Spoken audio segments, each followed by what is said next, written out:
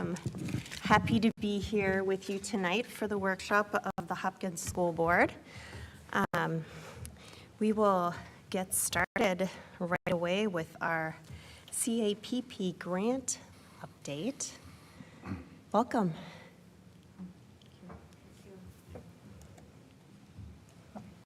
Okay, wonderful.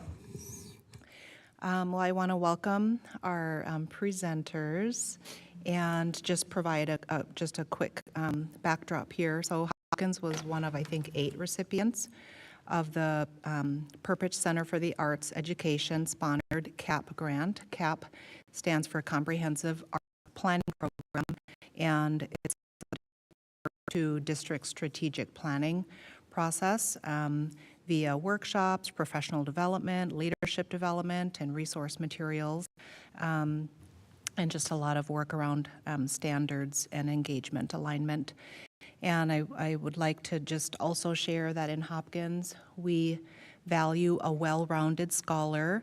We've said that our portrait of a graduate will include critical and holistic thinking, global mindedness and empathy, and confidence as expressed in self and voice. And all of these attributes are easier to cultivate when students have access to high quality arts and music programming. So I'm really thankful for our leaders, teacher leaders who have been working together on this CAP grant. And so we have our Director of Innovation, Design, and Learning, Dr. Ertl here, along with Denise Swanson, I almost said Swenson, Nora Tycast, and John Fulner. So thanks to all of you for your leadership and all of the time that you spent on this, and we're really excited to hear your report. And I'll turn it over to you. Thank you, Dr. Carrie Reed. Good evening, Director Andreessen and board members. Thanks for being with us tonight and learning a little bit about the Comprehensive Arts Planning Program grant, the CAP grant.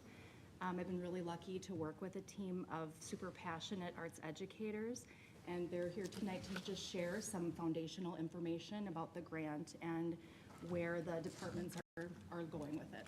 So I'll turn it over to Nora. Great. Do you want to go ahead and change the slide? Thank you.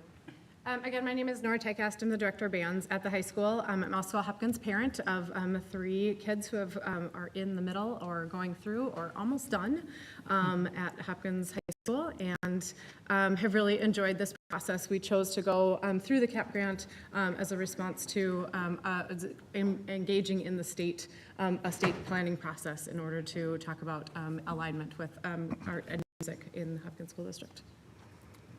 I'm Denise Swanson, and I'm a visual art educator at Hopkins since 2002, and also a parent of a graduate from 2017. Yeah. And I'm John Fulner. I am a general music teacher. I taught for a while in the elementary schools, both here at Eisenhower and at Meadowbrook, and now I'm at the high school. As we've kind of expanded that program, we'll discuss that a little bit as part of our presentation. But I have kind of a unique job where there's not a lot of secondary general music people that are doing it full time. So it kind of shows some of the adventurous programming that we're doing in the district, which is fun.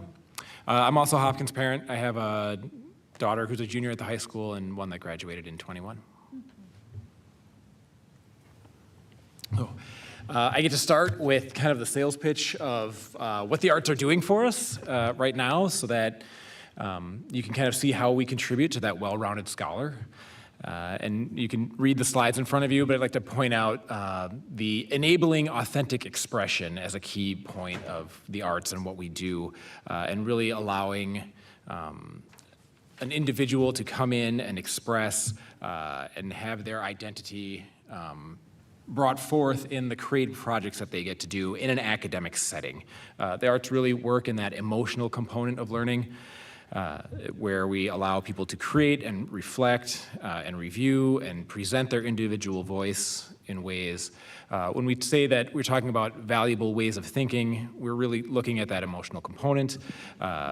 People in society, right, reach for the arts when they are looking to process emotional moments or feel part of something larger than themselves or feel less alone in our experience as humans. That's when we reach for the arts, right? It's not the analytical side as much. And we work with students, whether it's doing an individual creative project or as part of a group ensemble. We want to teach them how to express, but also leave space for others. We're teaching them how to critique respectfully.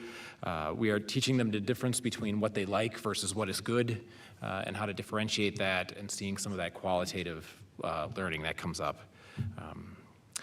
And in order to do that, we need to have teachers that are ready to learn foundational skills, or teach foundational skills, so that we have the tools to equip students to communicate about these projects and their creative efforts and bringing their identity into creative efforts. And we're very passionate about making sure that all students have equitable access to those opportunities, and are expanding our offerings to give that access, and we'll get into that in a later slide, some of the efforts that we've been doing. And it's also important that we keep in mind there's vocational opportunities, and this comes up in the workplace also. A couple of years ago, the state of California passed legislation declaring that the entertainment industry is the biggest employer in the state. So it kind of shifts schools' thinking to, when we're thinking about vocations, we're thinking about that also. And that's not the case in Minnesota, but we teach that flexibility of thinking, so that employers, when they're hiring people with more of an arts background, can expect more of that flexible thinking, more of that leaving respectful place for growth mindset, so that if they're successful in one setting, they can be successful in other settings because they know how to do that. Can we switch to the next slide?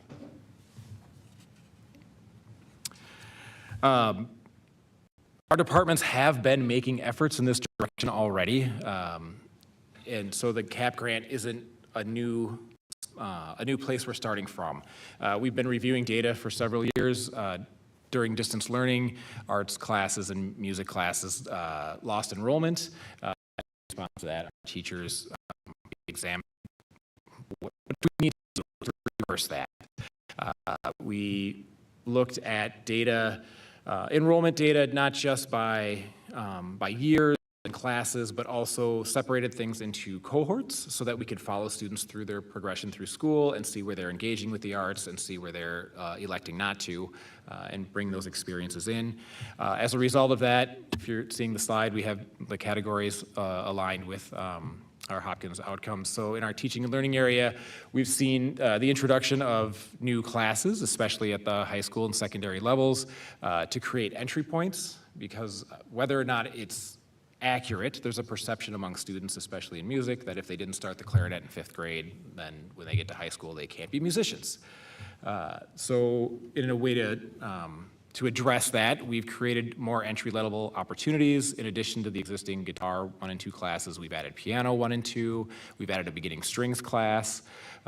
We have songwriting opportunities for kids.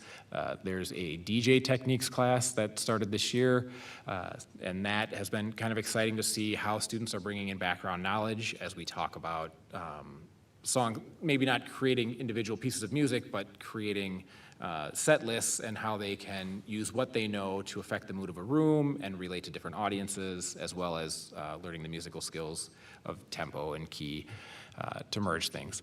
So we're doing a lot of exploratory work. In the visual arts, they've added more longitudinal opportunities so kids can explore to greater depth their creative opportunities. So they're not just, they didn't have the issue with the entry level that we did, but wanted to give more opportunities for students to get more in-depth with their creative opportunities. And all of those new courses are based on student interest.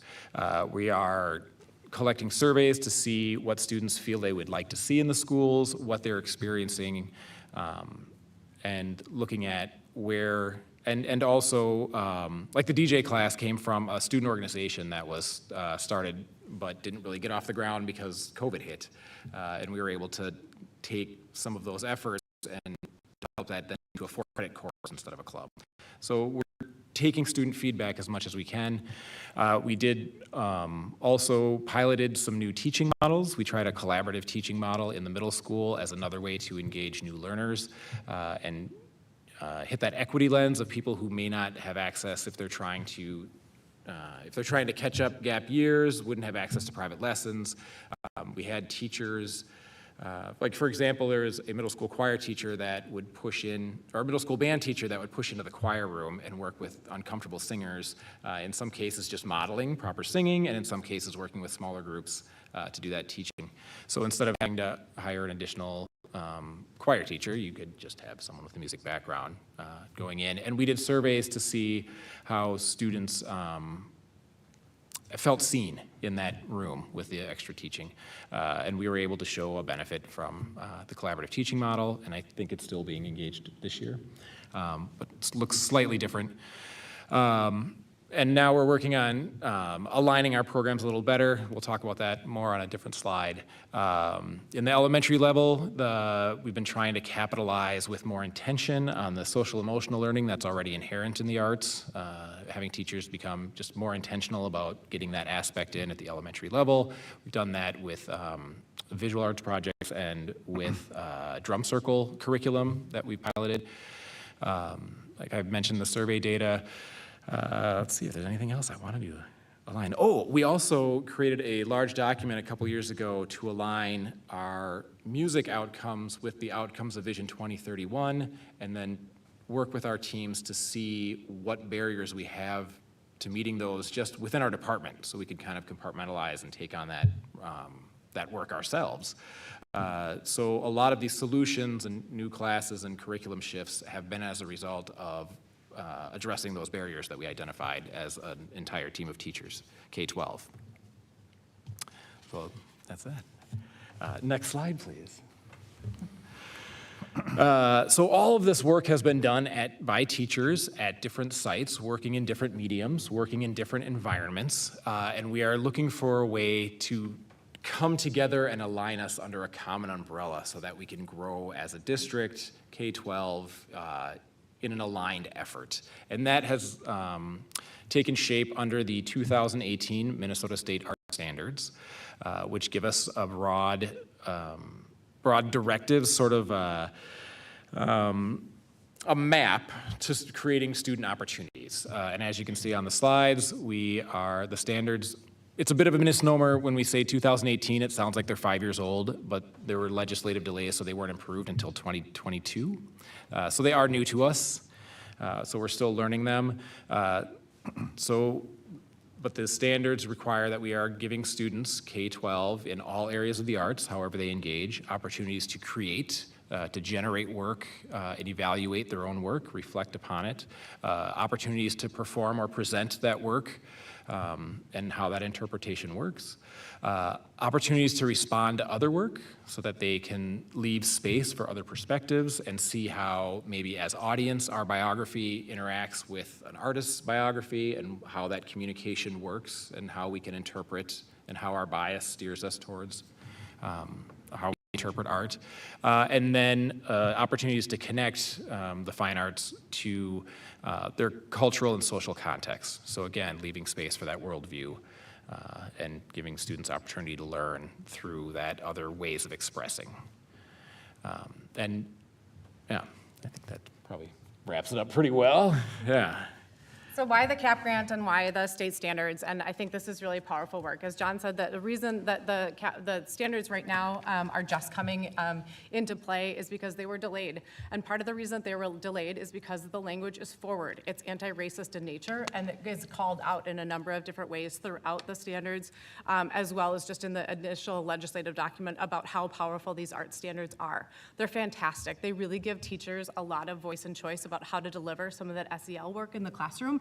And they're really powerful to students because students are allowed to be seen in them, are encouraged to be seen in all of their perspectives. So there's two statements here. They're right at the top of the standards that every teacher has to go through when they're doing some standards training. And they talk about how students build artistic literacy. And then they are also talking directly about making sure that the standards are equitable and equity focused and anti-racist in nature. And that's a powerful part. It's why they were held up, because there are people that didn't think that that should be forward in terms of those standards. So we find that to be really powerful, and we're looking forward to being able to implement that. That comes on the heels of the CAP grant, or that comes in tandem with the CAP grant. We applied for the CAP grant because we had been through this variety of music and arts conversations, both from teacher level as well from student and public level, that it was really challenging, that there were some challenges within the music and art teaching systems that that teachers didn't feel seen, and students were really challenged in terms of meeting some of these new needs.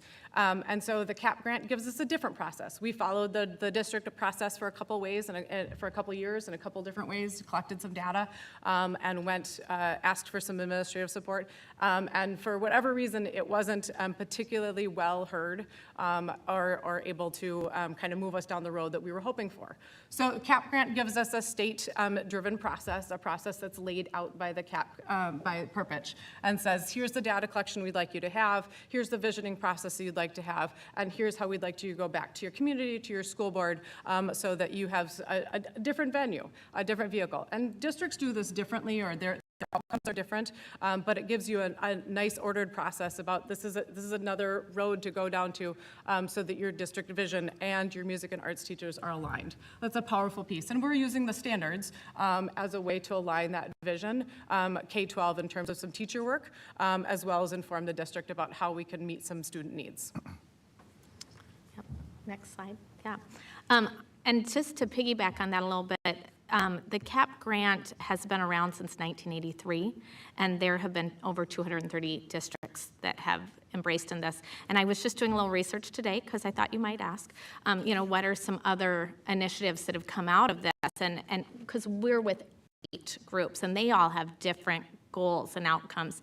And so some of those things are just connecting with community, or finding ways to connect with local businesses, or get public ways to perform or present work out there. Other ways are more internal. How do we staff? How do we build programming? How do we build a career readiness type program? So there are all kinds of different arts partnerships that have been built through these CAP grants across our state. And so we stepped back, and we, through our PD in the first, year of this now, we've identified that at the core standards work and working together, we need to revision how we implement the arts at Hopkins schools. Some of us have been around here a long time, and we've seen that evolve, and it's exciting, and it's scary, and we see some holes in what we need to fix. And one of the big things that we found was the arts needs to be seen as a core. And we feel like we've pulled away from that at our different levels. And so how do we bring that back? And really, we realize you're our audience as to support us in all this, but we also talked about our administrators. We've had a big turnover in administration, and we don't all know them real well. For someone who's taught in all but 2 or 3 buildings in this district, I don't know all the administrators anymore here, where I used to.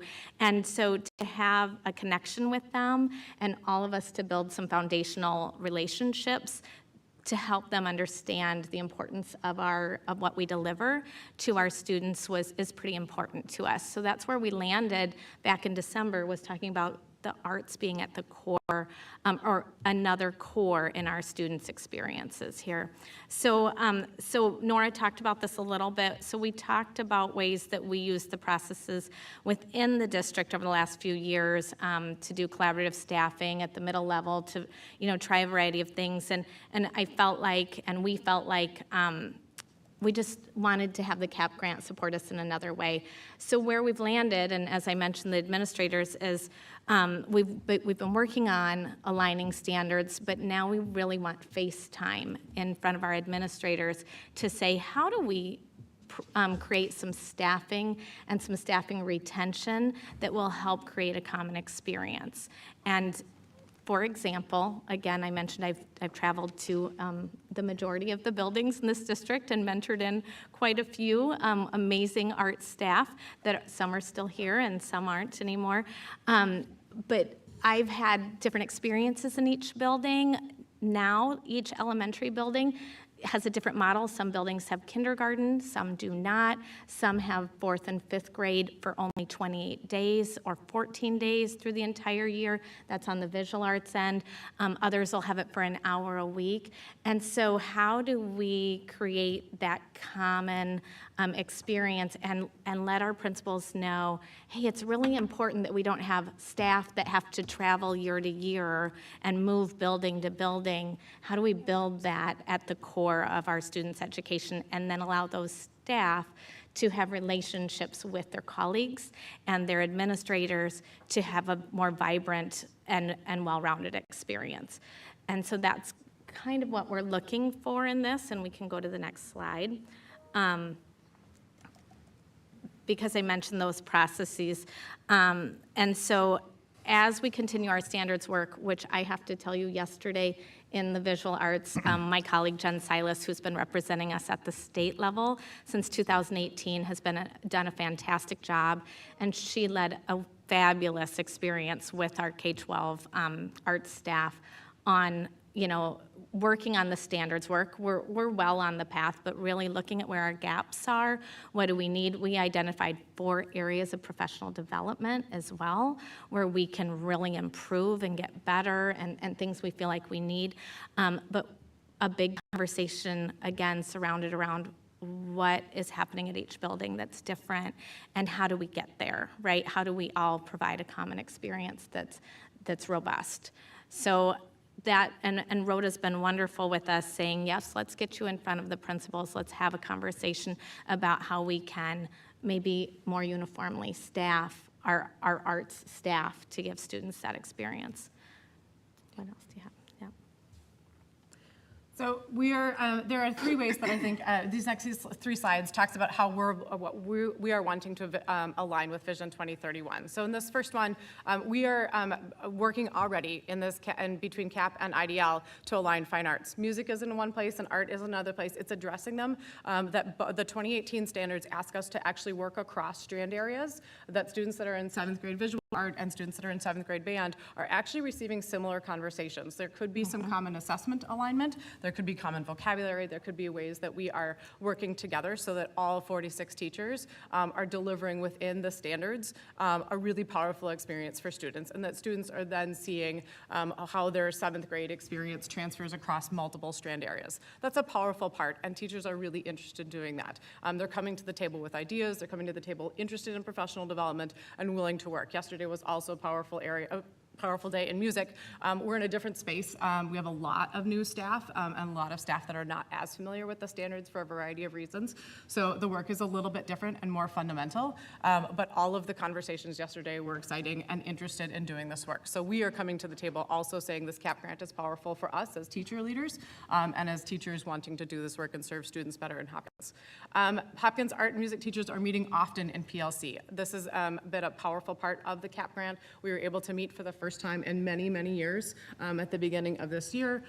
Yesterday, both art and music chose to use their morning PD times together collectively in order to work on vertical alignment. That's not necessarily a request or an alignment from IDL, but it was really seen as a way for us to be able to working together, aligning ourselves with each other and then giving students a better experience. There are some places where we're not meeting Vision 2031. And this bottom part, scholars at K-8 level must meet all state art standards and benchmarks at each grade level in 2 arts areas. And currently at the middle level, at North and West, they are only being offered 1. They're only being offered 2. They should be offered 3, and they should be able to take 2. So a kid who's choosing orchestra should also get to take visual arts, and that's part of the state standards. They're asking for that, so it is where we're out of compliance. It's a challenge, right? We just went through a grade level shift, and we need to go back and look at how we do that. We're interested in doing that work so that students are able to have that comprehensive arts experience.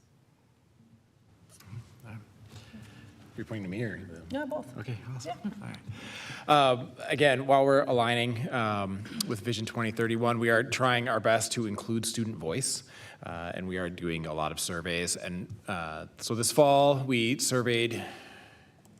as of now, we've surveyed elementary, middle, and high school levels. we were quicker at getting the elementary and high school ones in the fall. So survey data at the high school indicated that of the students surveyed, we find that a majority of them enjoy the arts community. They enjoy getting that personal feedback on their efforts to create. They enjoy getting feedback to each other. And the elementary are also showing that they feel supported in their creativity. Creating a space where students can feel supported and feel able to create means teachers are creating a space for students to be very vulnerable. And that takes building relationships with students, and it takes experienced teachers. So teacher turnover becomes a hindrance to those things, right? And doesn't allow us to give that full opportunity. And we know when we're looking at, even at just the 4 words that are our new state standards, we're not hitting all of those because we're not able to create that vulnerable space in all cases.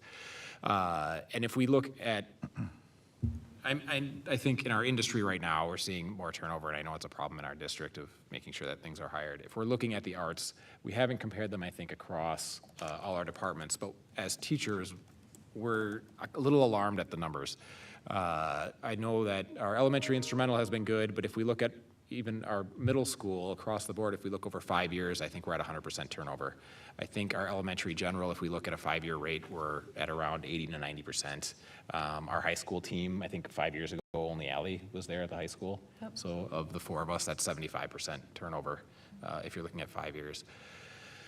We recognize that, and as teachers, we've done some work and made some recommendations, but because of systems in place in our district and the way that buildings seem to be operating, that communication doesn't always flow to enable us to retain teachers in a timely manner. And we know that like last summer, we lost experienced teachers just because we didn't have the timeline in place to know what their FTE would be in the fall by the time they were leaving in the summer.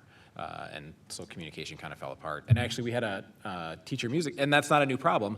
We had the state music teacher conference was over the weekend, and I ran into a former colleague from Hopkins who, before COVID, reminded me that that had happened to her, that she was pink-slipped with the suggestion that, well, we think we're going to be able to retain you at the full FTE you're at now, but she found a job and said there's a big difference between I think we can and I know we can, and she went to where someone knew they could. Right, so we're having that problem. Just to point out that that's still a frustration, I guess. No. Go ahead. Will you switch sides? Thank you. So in both of these processes, for us, music teachers have been engaged in several district processes to look at data. That's powerful because we've been able to adjust some things. We've been able to adjust some programming at the high school. The middle school level has been really eager to inform the processes, what's working, what's not working at the middle level in terms of meeting student needs. And art teachers have created a scope and sequence. Yep. And so we've been working on this since the beginning of the year, and actually for multiple years at the elementary level, they have been working on this for a while. I want to brag a little bit. The Hopkins art curriculum, when I came in 2002, we sold our curriculum to other neighboring districts. It was pretty powerful, and we aligned with our 4th grade teachers with Minnesota, learning about the state of Minnesota and the social studies curriculum, and we aligned with, so many different facets of our other curricular areas, and it just felt very collaborative and pretty powerful, and we've retained some of that, and of course we've grown with our curriculum, and I always say when I have good colleagues, everything gets better, and that's the curriculum, that's the engagement, that's me in front of my students, and the relationships I can build with them, and so we're rebuilding that as well, and we've got a strong purpose with our intention, with the scope and sequence and alignment to standards, and bringing us back to how do we engage within our school communities.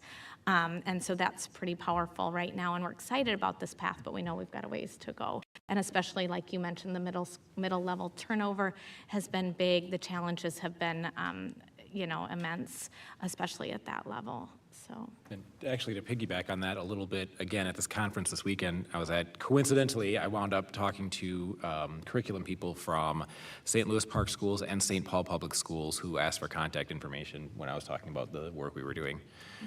So that was exciting because they'd like to come see our music and art programs. And that was flattering. So we're going to finish up with our ask. Part of this is, I was a former school board member. I get it, you guys are like on a timeline, and so I want to leave some time for questions if you have any. But we have a vision that every site-based community is able to articulate what their arts vision is. We want administrator buy-in. We want teachers to be able to say, this is a really strong part of Tanglin. This is a really strong part of North Middle School. That when administrators can say that arts are reflective of our community, then they are able to support them in a bunch of different ways, and we want that. We would like to continue that partnership and continue to align with that all the way K-12, but would like some ideation from the board and from the district level that says this is important in all of our buildings, that you are aligning with Vision 2031. We want to support you in doing that. We want students and staff and parents to be aware of and excited about what arts are doing in our community, and in so many places they are. It's not a single high school newsletter that doesn't go out with a conversation about what's happening in the high school community in terms of arts. This weekend is the Spotlight concert. Last weekend was all the heartograms, and it is a lifeblood for the high school, and Principal Ballard is really good at supporting us and identifying what's working in the school, and arts in our building is a strong piece.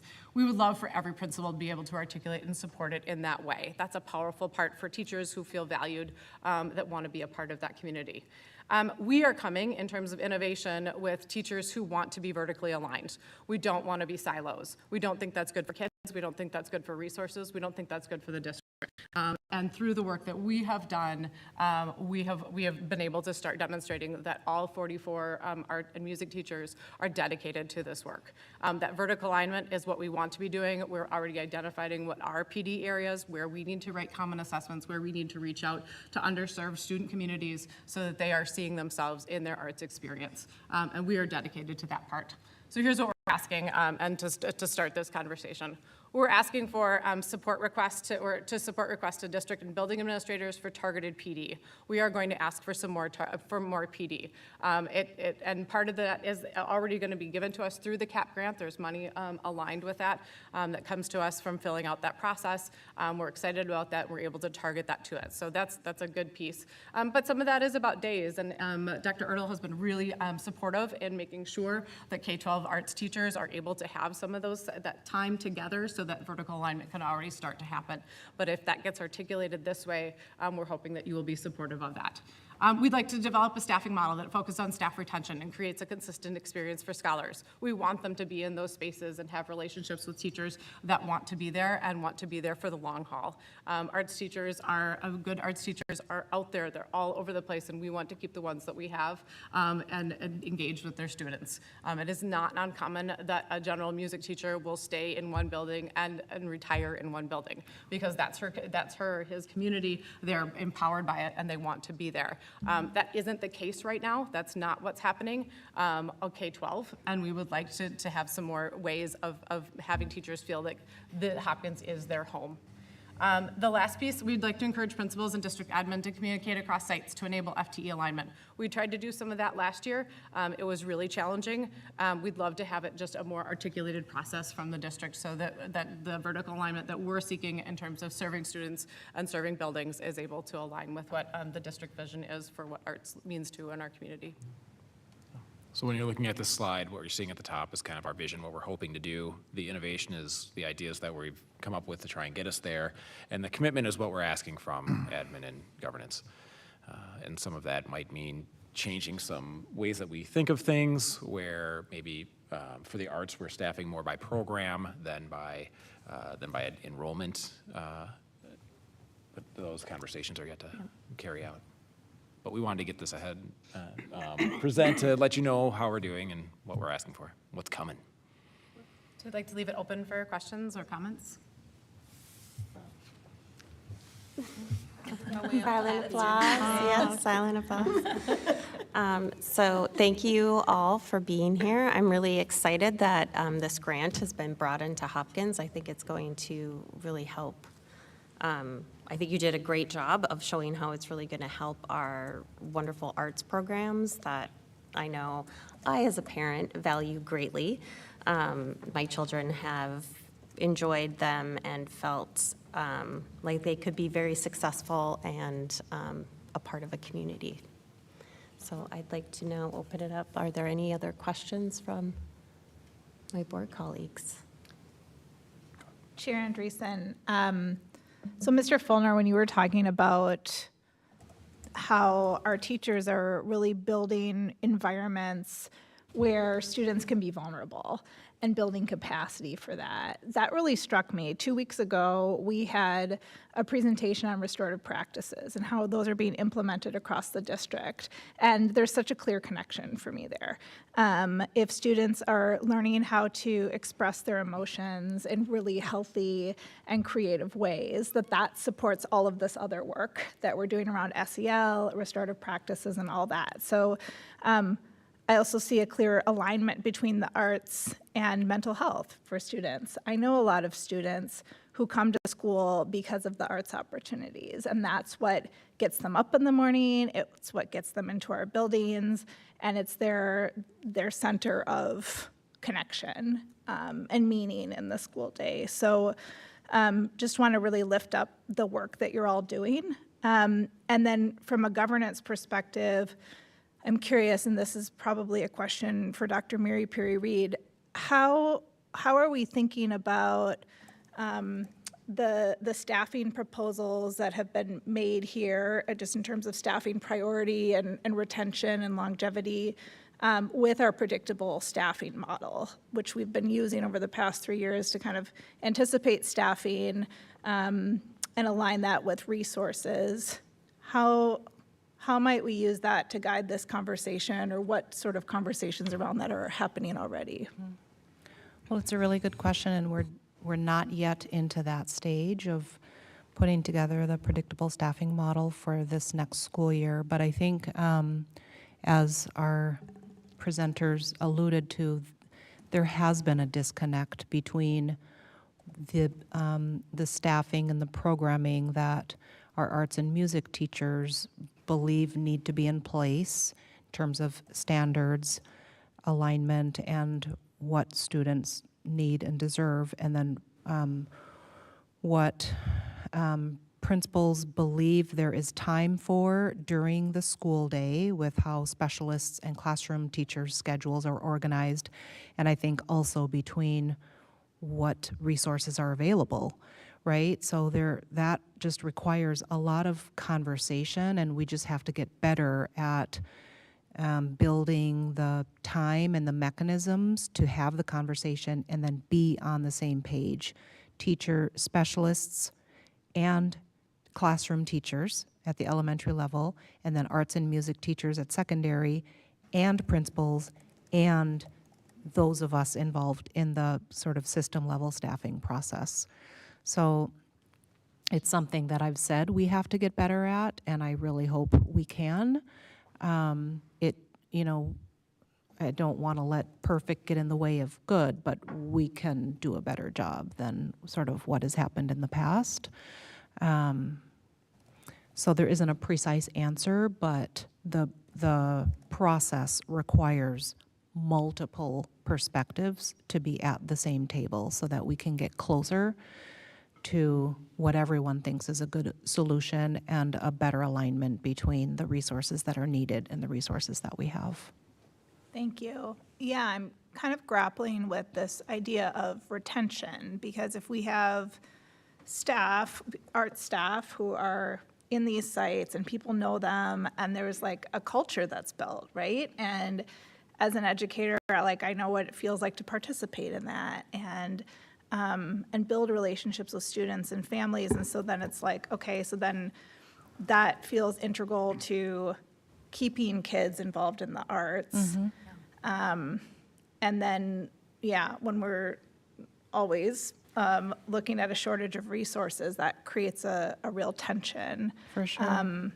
And I'm glad that we're having this conversation now, and that this is on our radar now as we're moving into our budgeting process and staffing conversations. So thank you. Chair Andreessen, I have a question. Yes.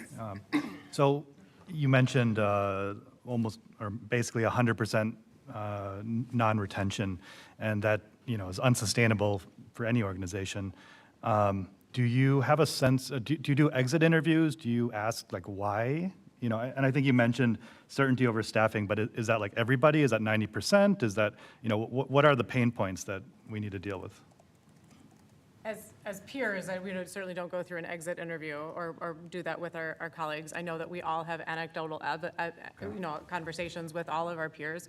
Music and art are very close communities. They were all friends outside in other districts and very close with, so everybody knows if you had a tough experience someplace, that conversation exists, right?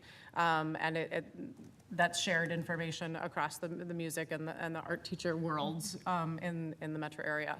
But there isn't an exit interview per se. Yeah. And so Dr. Mary Perry Reed, is there something that the district does to try to understand why people are leaving and when they do leave? Well, it's, I think we understand why, but it would be good, because one of the reasons, maybe for a smaller subset of folks, has been, you know, the satisfaction, or that the experience maybe didn't meet their expectation or need, and so it would be good to have conversations with those individuals to figure out what are the variables or factors that played into that. However, there's a variety of reasons. I'm thinking about one teacher that found a full-time job somewhere because at that time in the staffing process, we thought we only had, you know, this much of an FTE, and that was a really great teacher. And then later on, we figured out, okay, actually we do need that that extra staffing, and then it was too late. So that's where that, I think you talked about that disconnect, John. So so I would say it's a multitude of reasons. So there are, and I don't know, I don't have all the people in my head, but it's always a combination of some people, it's, you know, not a good fit from their perspective, could also be not a good fit from our perspectives, and then not enough staffing. And we just have to, I think, work together to identify a timeline that does seem to, that we predict will benefit all of us in the end. And then in our budgeting and staffing conversations, we've talked about a need, because remember, we had that sort of surprise enrollment surge in August. So we've talked about, well, what does our set aside or targeted staffing have to look like? How do we boost that a little bit so that we can be more immediately responsive in a situation where we need increased staffing, you know, right now. So. Yeah, I think just, we want to move it from anecdotes, and yeah, everybody has an individual circumstance, but if there's, you know, like two things that are like causing all the people to leave, if we can just fix that, maybe we improve things more quickly than otherwise. And so do you get a sense for they're leaving for other districts, or are they leaving for other industries, or are they just quitting teaching? All of the above? I think like Dr. Mary Perry said, there's a myriad of reasons, but I think it can come down possibly to, there's a lot of reasons people will leave that are outside of our control, right? There's other districts have different openings, or FTE, or people get pregnant or move out of state or whatever.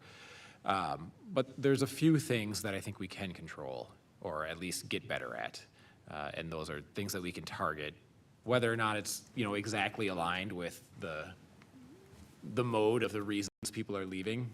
Right? If we have exactly hitting the middle of the bell curve there, we can still sway what we can. We can try and control what we can. Yeah. Okay.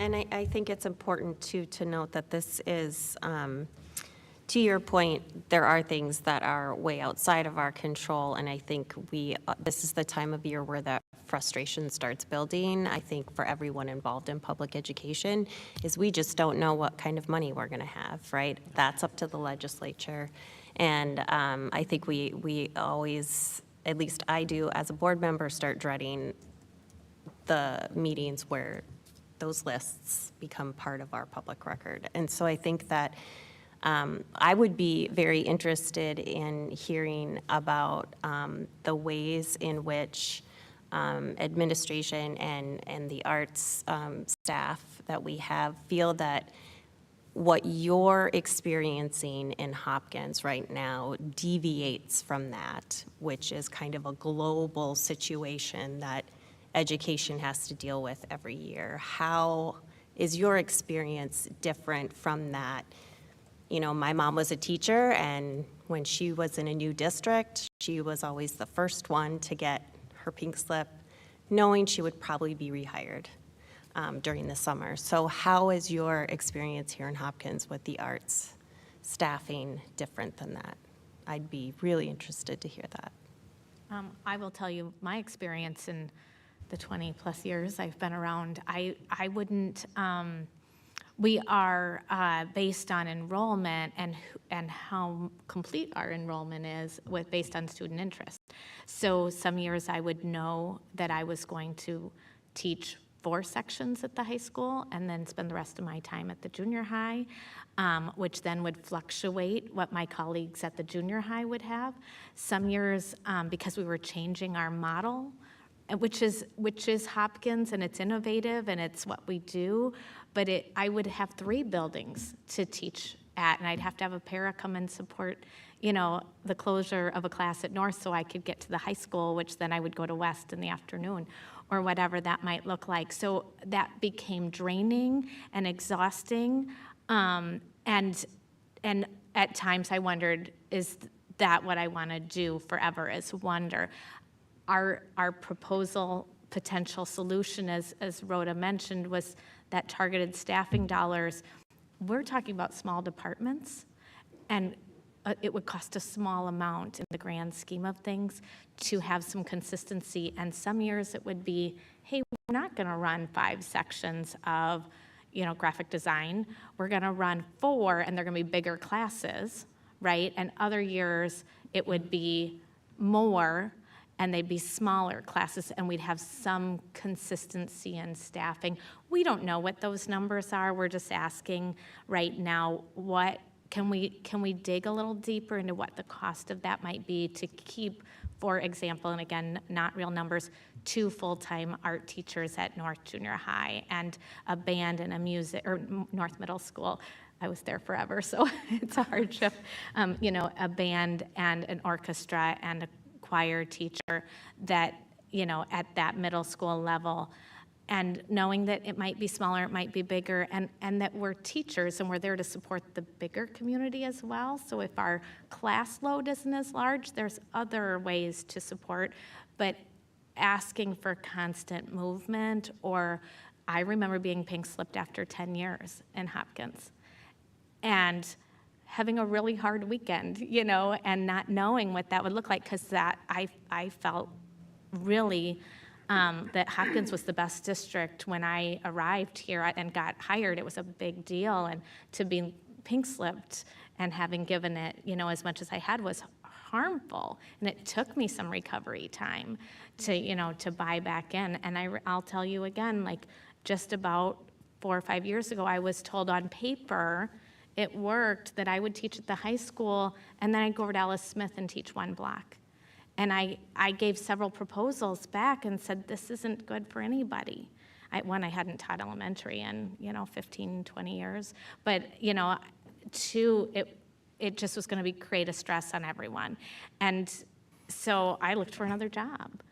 And so that was really harmful as I think back about that process, because I lost a little bit of my in-depth belief in Hopkins.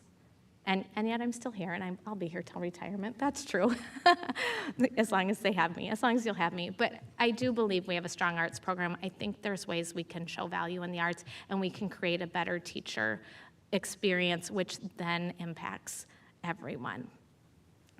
I look at it from a different perspective. I was the board, one of the board members of the Minnesota Band Directors Association for the state of Minnesota, and have almost 10,000 directors as a part of that, or music educators as a part of that organization. And what I consistently said, and I left for Hopkins and came back, but what I consistently see is that there's some later choices that make that viability of staying harder and harder. So the flux of Hopkins is beautiful in terms of responding to innovation and our student community, and for teacher security is really challenging. And when you look at arts teachers who are pulled in many different buildings, that's not the same case for math teachers. You don't have math teachers ever being considered going to 3 buildings and having to set up 3 different classrooms. And setting up a visual arts classroom in 3 buildings feels very, very different, I think. And it's also wasteful in terms of resources, right? Just because you can't staff or can't provide for all of your students in the same way that you think you should. But I would say that just some of that process that takes a little bit longer here that seems to be one of the pieces that doesn't quite match with some other people around us. That is, for me, from what I was seeing on that board, that this was later. It was harder to stay and wait for some of those changes to happen. And I think we certainly saw this over the past 2 summers, specifically in music. And in music, it seems that some other districts are funding by program versus the strictly funding by enrollment. Like funding by enrollment for a job like mine makes total sense, right? If there's only enough students to run 3 sections of guitar instead of 4, then sorry, John, there's just less teaching to do.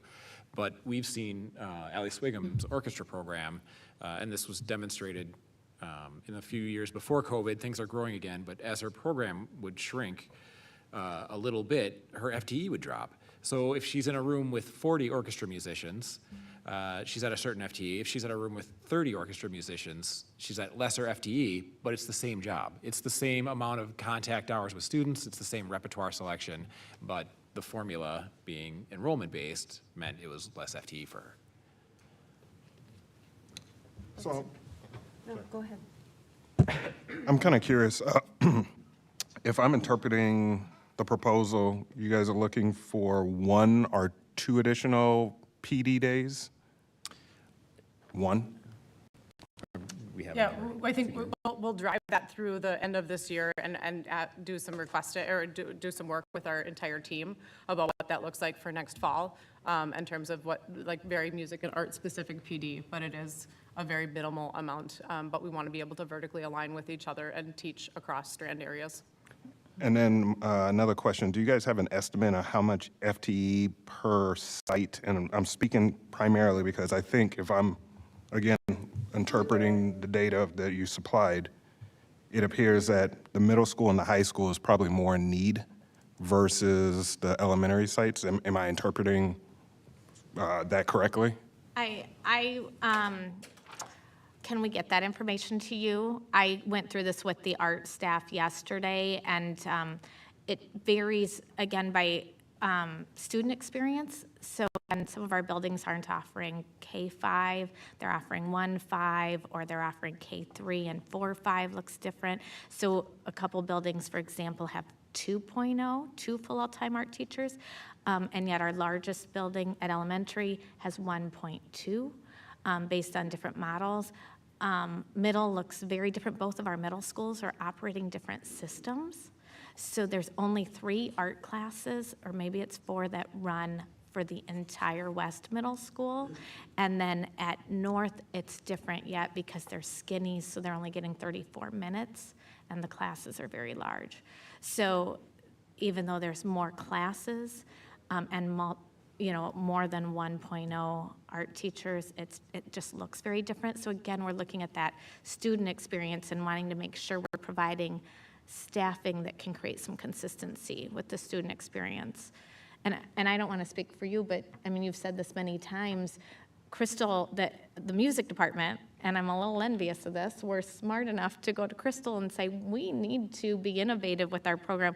We need to meet student needs. And she responded with, okay, let's do this. Let's have 4 FTEs, even though we didn't have the enrollment ask at that point from students, so the enrollment numbers in music. Art wasn't quite out on the forefront of that, so we were scrambling to hire and to equip rooms and that kind of thing with our 9th grade transition in a different way. And so we're not all in the same spot. So I'd like to get back to you on, once we compile that information, because we'd like to tell you what a great model would look like too, and potentially what we think that might cost for staffing. And understanding like this is a 2-year program and it's not, I think it's not technically a grant, but a financial contract support.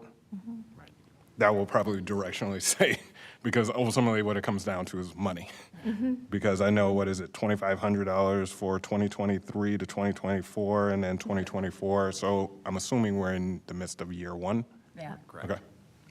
And Thank it's you. a 4-year, it's just 2 years that we're working with Perpich, implementation, and then continuing work is years 3 and 4, truly. And they realize that it's visioning, Yeah. right? And we realize that it's visioning. And also it offers us a vehicle to be able to come to you in a thoughtful and careful and aligned way that does not feel antagonistic or worrisome. It's saying that we're doing work too. And in order to meet some of the needs that we have, but also we want to meet the needs that our students have, and as articulated by Vision 2031. Thank you for putting together that presentation, and thank you for answering the question. Couple next steps that I think are important. We can work with with Dr. Camphy, our principal on special assignment, to schedule you in front of principals, because I think we talked about that being an important next step, so that they have a shared understanding of the work that you've done and what are some ideas for moving forward and what's possible. And then what I actually don't want is for board members to kind of go away thinking, oh wow, 100% turnover and everybody left because they hated it. So I think it's important for me to work with our HR department to actually get the numbers name by name of art or music teachers who were with us, say, within the last 3-4 years and are not, and then what are the specific reasons, because it's not a common narrative. And I think it's a good data point. And then if there are some specific themes that you are hearing in your community, then that's important for us to know. And it might also, on those same terms, it might be reflective, not COVID, pandemic, and distance learning really decimated arts programs nationwide. And so it might just be that our discipline had more turnover in general, as I think Emily Cox used to say, the thing that was left in distance learning is the crummy part, right? You're just sitting home in your room practicing. You don't have any of the fun part of the arts left, or of music at least. I don't know, recorders at home were pretty fun. Was it a pretty good time? Yeah. That was fun. But That's like one of my most vivid memories of Yeah. COVID. Was That does not always come from I a had good two thing. people doing recorders at my house. Awesome. but to Sorry. Yeah, me too. Good. And also remember that there are many districts who sort of look at literacy or math and then say, oh, we have to double up in reading, double up in math, and we're not doing art anymore. And we haven't done that here in Hopkins, right? We believe that arts is very important for all students' learning. So I just appreciate you continuing to remind us of that and helping all of us think about how we're going to do that with more intentionality. And I'd like to say, working with Principal Ballard, we've talked a lot about the READS Act at the high school and how to implement that. And I went right back to our department and said, hey, how do we offer an elective that can support these 9th and 10th graders as we pilot this and become an extra support in this? I think that our arts classes can actually, work with how we implement, our READS Act components quite a bit, so. Great. Chair Andreessen, can I say something? First and foremost, thank you all for being here and just providing us with all that wonderful information. I am a true champion for the arts. I remember just being in grade school and having the clarinet, I played the clarinet, I got to play the saxophone, and I just remember art just being my outlet as a child. And I used to live for making clay, pottery, for my parents and all that. And so however we could support with ensuring that the kids of today have that same opportunity. I was talking to Dr. Mary Perry Reed earlier just about rethinking how we're approaching, teachers and how Hopkins can rethink and how we can be different. And, recruiting, our recruitment strategies, because I know that arts is not the only department suffering from teacher shortages. And so just to let you know that that is at the forefront of my mind. And I am looking forward to contributing some really creative ways to get the art program and just all the programs that are lacking, like the true support needed, and just getting it back up and running. Because during the campaign season, that was one things that I heard the most that parents were concerned about in the community was the arts program. I talked to a guy for literally probably an hour about the music program. He was very vividly upset about it not like reaching its full potential. And so just to let you know that I'm listening. I'm not just hearing you, I'm actually like listening and thinking of ways to make this better. So, you're welcome. Thank you. And again, thank you for your time for the presentation. And I look forward actually to ongoing conversations about the outcomes of this great opportunity for our arts programming in Hopkins. Thank you for having us. Thank you. You all. You. This is sorry I'm clapping, so you see what's on this. Clarinet. Oh, yeah. Did you play the clarinet? You know it. Oh, yes. I love the clarinet. I used to drive my parents crazy with it. Just a little like squeaks all the time. Yeah. I loved it. Oh, my gosh. Me too. It was a big part of my identity. It was. I loved it. And the Perhaps saxophone. we could merge clarinet into our board goal update conversation. That's what I call a segue. Yeah, maybe that could be an opener to one of our community conversations. Either one of you could. Just a duet. Oh, yeah. We'll There you duet. go. There you go. Let's do it. I love it. Dust Let's off do the it. old clarinet that I haven't played in 30 years. We're gonna What make could go that wrong? happen. Yeah, I think it's at my dad's. So I am excited for this part of our workshop where we get to, I think it's going to be a great conversation. I'm hoping that what we can do is go through, kind of recap any movement or progress on our board goals, and then talk about what we see coming up for the remainder of this school year. So let's see if I can actually get to the document this time. We'll just start with the first one, if everyone's okay with that. Our goal number 1 is teaching and learning. And this is our school board professional development. And we have specific actions underneath that. And just wondering where people feel we're at on each of those actions and maybe if there's any progress that needs to be made. I know in particular, our new board members have engaged in, I would appreciate what kind of onboarding training you've engaged in, what you found helpful, where you feel there may be some needs left. I think all 3 of you went to MSBA training? I did not. No? No. Okay. That would be probably a good thing to get done, but just wondering where you feel you're at. Yeah, so MSBA training, obviously you had all done a great job of pre-work to have a document with links and, stuff the onboarding was smoother than I pictured it would be. I'll put it that way.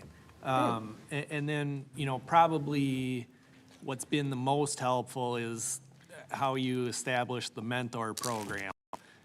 Because, being able to access my mentor who has, a great deal of experience has been incredibly valuable. And so, the fact that that's an intentional design of the onboarding process has been very beneficial for me as a new board member. Wonderful, thanks. I like hearing that. And there is also too, just FYI, for those who are mentors to our new board members, there is a training, or there was, that I've taken in the past through MSBA on how to be a mentor. And I found that very helpful. actually. So if you want to access that, just let Natalia know. I think it's a really important piece of board development.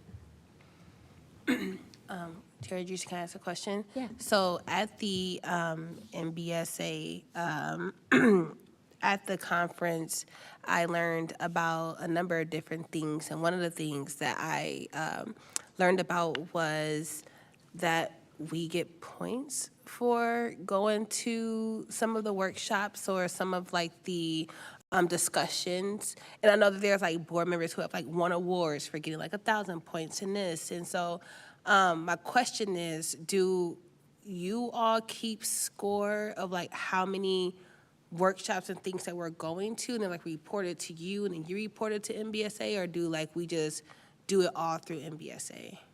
Yeah, MSBA keeps track Oh, sorry, I'm saying of, this so that's wrong. my understanding. They keep track of how many workshops or, you know, they have different things. Like if you go to the delegate assembly, which Director Ross and I did this year,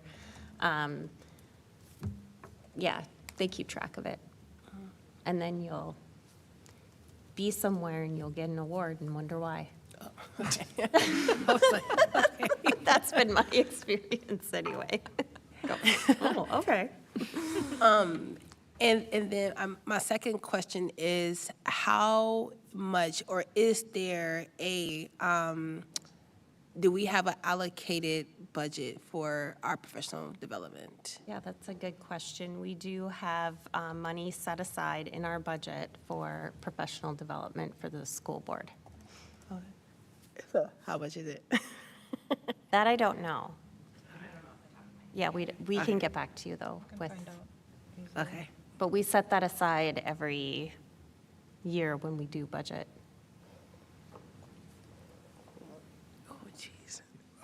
So share my on board. Yeah, it's been really good. I think especially the committee work that's happened so far. I think that there's a lot. You know, where this meeting and these meetings are kind of the tip of the iceberg, right? There's a whole lot of work and activity that happens that kind of you don't see. So I think it's been really, really good, and I kind of appreciate that everybody's just been very accommodating as far as showing us the ropes or showing me the ropes as far as the committees I'm on, and so I think that's one of the really great things about onboarding. Great. Thank you. So, and are there any ways in which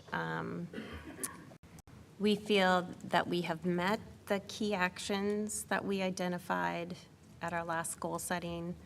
Or, well, let's do the MET, and then if there's further work that needs to be done to meet these, we can come back and fill that in.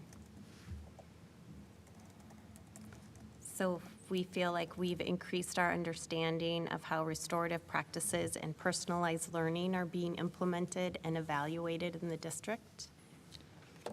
Yes, I think if we, think about the fact that these goals started in fall 2023, that we've received multiple presentations on personalized learning and restorative practices. We did a site visit to Hopkins East, and so much of that work was around restorative practices and personalized learning, both at HELP and at virtual EDU. So I would say those are some specific ways that we are meeting that first bullet point. I agree. And the personalized learning PD on math, I think it was, upstairs. Yeah. And then the PD on restorative circles that our restorative specialist at Eisenhower did. Yeah. There was Except also- that, three of you weren't there, so I don't know if we want to do some refreshers. That's what I'm wondering. I did also want to mention that there was some really great community-oriented restorative practice work that was highlighted at the HREI event That's partially sponsored by Hopkins, so just wanted to say that often, and those things are available to our school board members as well. So are we feeling like there's room for more of this in the coming year? I'd say it's been meeting pretty well.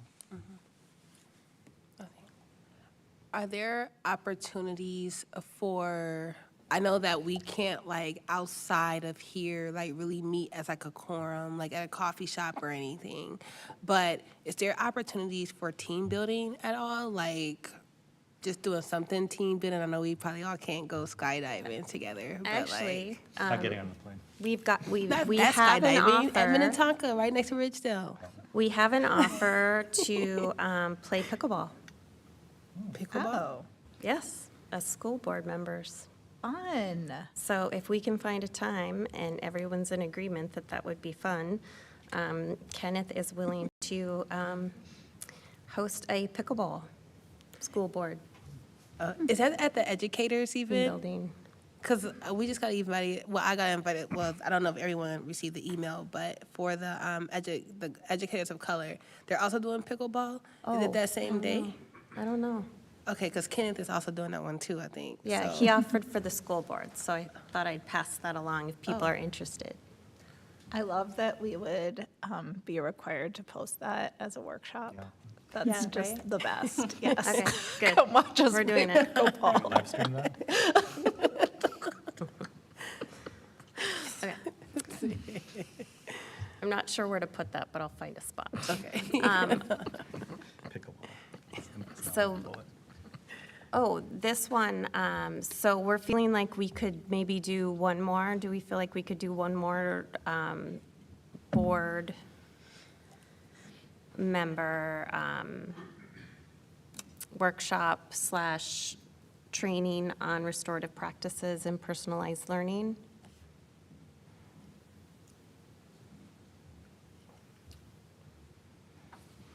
Yes? Yeah, I think Okay. so.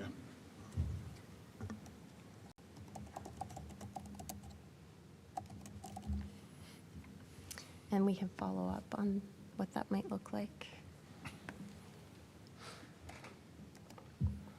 So school board members will learn about best next practices in innovative, equitable, and anti-racist educational practices locally and nationally, and how we can specifically apply these in Hopkins. I will say, personally, I learned a lot at the NSBA Equity Symposium.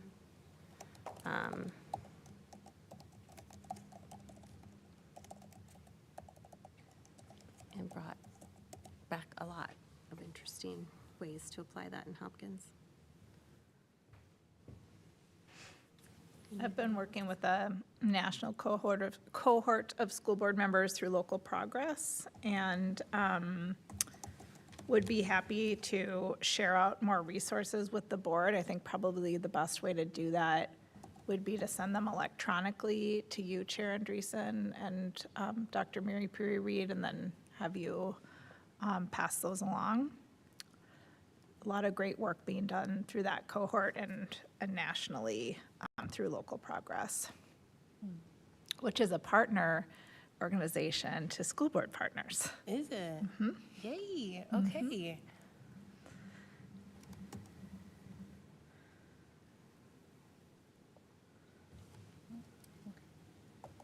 Anything else people have done?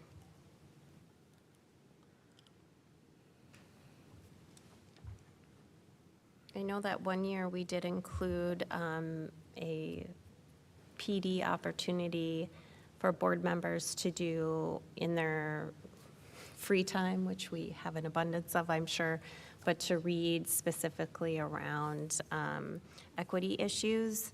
I don't know if that's something people would be interested in, but that's kind of a less intensive way to increase understanding and learning around next best practices. If we want to have someone explore a possible reading opportunity, that'd be good. For, is it, you said for equity? Like, Yeah, for next best practices in innovative, equitable, and anti-racist educational practices. Oh, I can. I could find some opportunities. Oh, great. Yeah, Yeah, I'd be interested in continuing our book study. yeah. We could even keep like a Google Doc of evolving resources, and then out of that, we could do kind of a book club thing where we choose one to read. But there are just so many good short reads online too. There's, So school board members will share their learning with the community during workshops and board member reports. I feel like we do a good job of that for the most part. Is there any improvement that we feel we could make? I'm going to be very honest that sometimes I get tired and then I probably don't share as much as I should. And so I'm going to make a personal challenge to myself to do better. Good. I second that. Jen. Last board meeting, I was dozing off like, oh my gosh, let me stop. 10 o'clock. Do you think we should have a bullet or a support of this and say, okay, we're learning about it, but can we maybe put something about implementing something that we learned? Or does that specifically apply? It'd be nice to just be like, hey, we learned a bunch of stuff and here's some action we took. I think so much of the professional development piece relates to policies that we discuss at the table and vote on, and budget alignment, like looking at our budget as a moral document and aligning it with our values and vision. So at least the way I've approached PD is that it helps me like do all of these things better with more of an aligned like philosophical approach, and then also like looking at model policy from other school districts that would directly apply to policy. So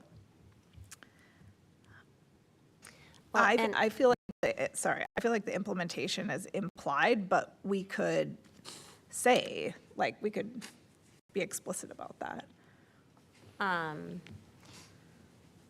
Yeah, I guess what I'm wondering is, because this is a mid-year check-in, and we're not setting new goals, I'm wondering if we want to make a note of that, and if we don't feel like, because my understanding of the goal, I think, yes, let's make a note of that, like, how do we use professional development to be better school board members, right? And that might be very informative, but it also might be, we might find that we feel like the next two goal areas are much more practical in nature. Does that make sense? Makes sense.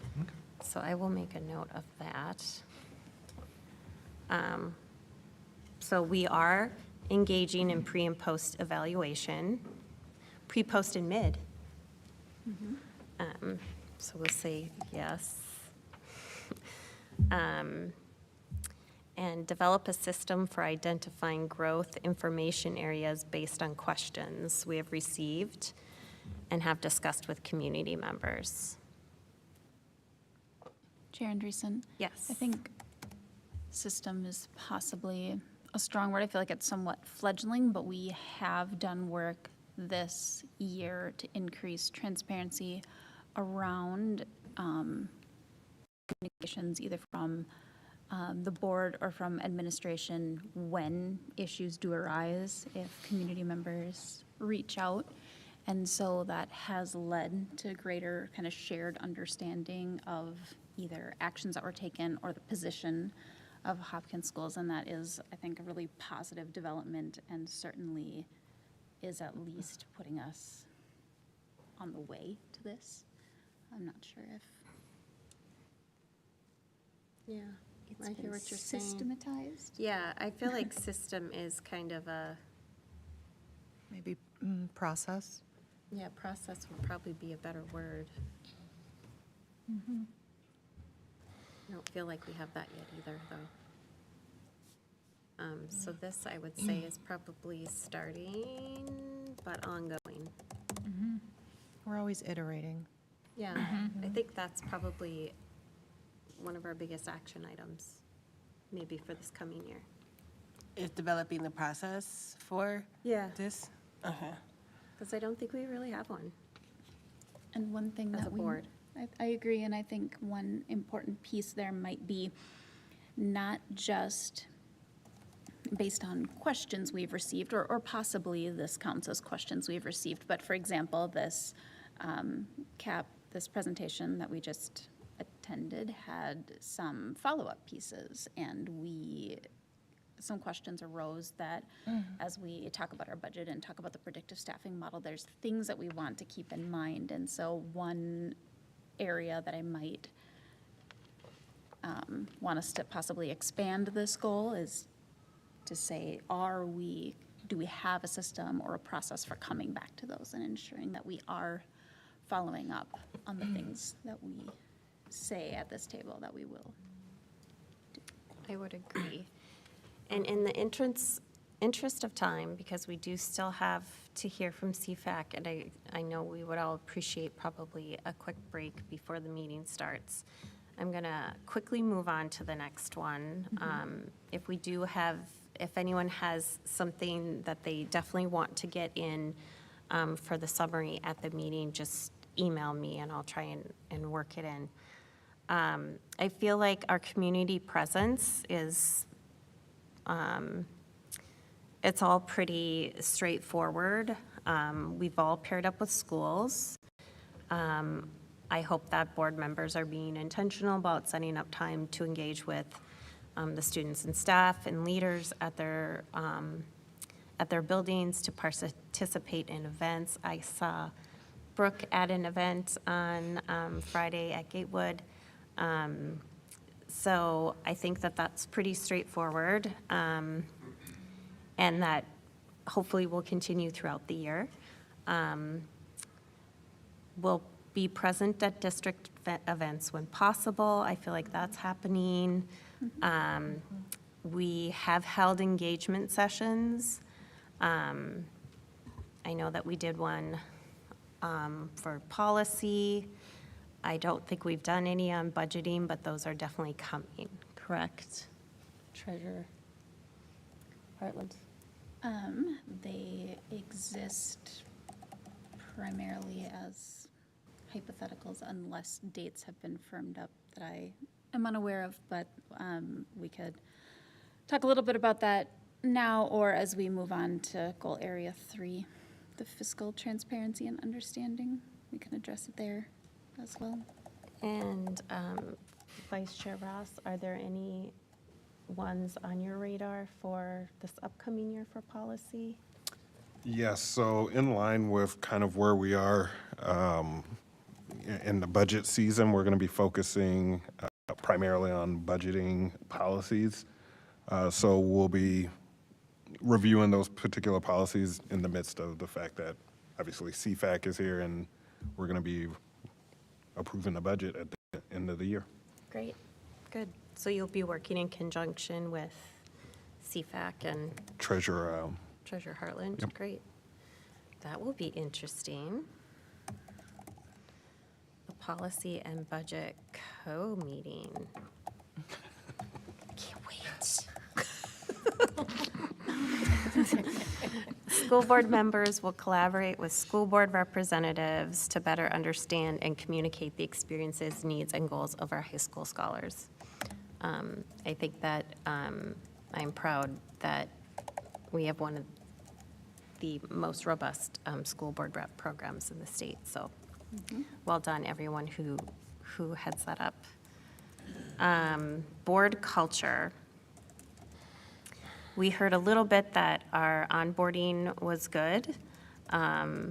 We have yet to host our culture building retreat, and I think we're going to have to get a little bit innovative on how we do that with our mini modules. But we will also do the pickleball. which is, again, I think, innovative. We will identify governance laws versus culture, engage in conversations about what we want our collective board culture to be, and implement new practices to support it. I think that we're doing that. That's ongoing. And I think we do a good job of being very intentional about talking about our culture and governance. Is everyone? Okay.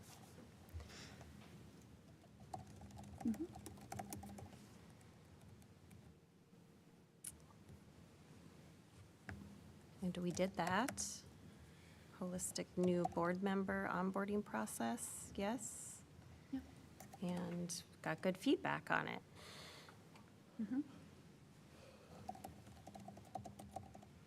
And again, if there's anything else that we can do as a board on that end, just email me. And then we have fiscal transparency and understanding. So we will partner to hold budget education and engagement sessions, and that's TBD.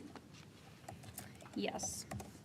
We are entering kind of full budget season here, and so we'll begin kind of tonight with our CFAC report. CFAC has been meeting, and CFAC is primarily comprised of citizen members with various financial backgrounds.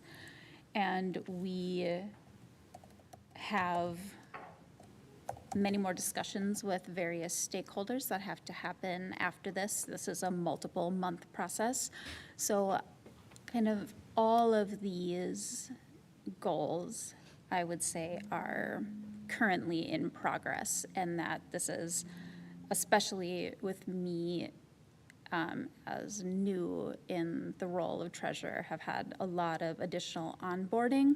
And so a lot of work has been done, and it has kind of largely been behind the scenes. And so I think over the next several months, we'll have more updates on all of these.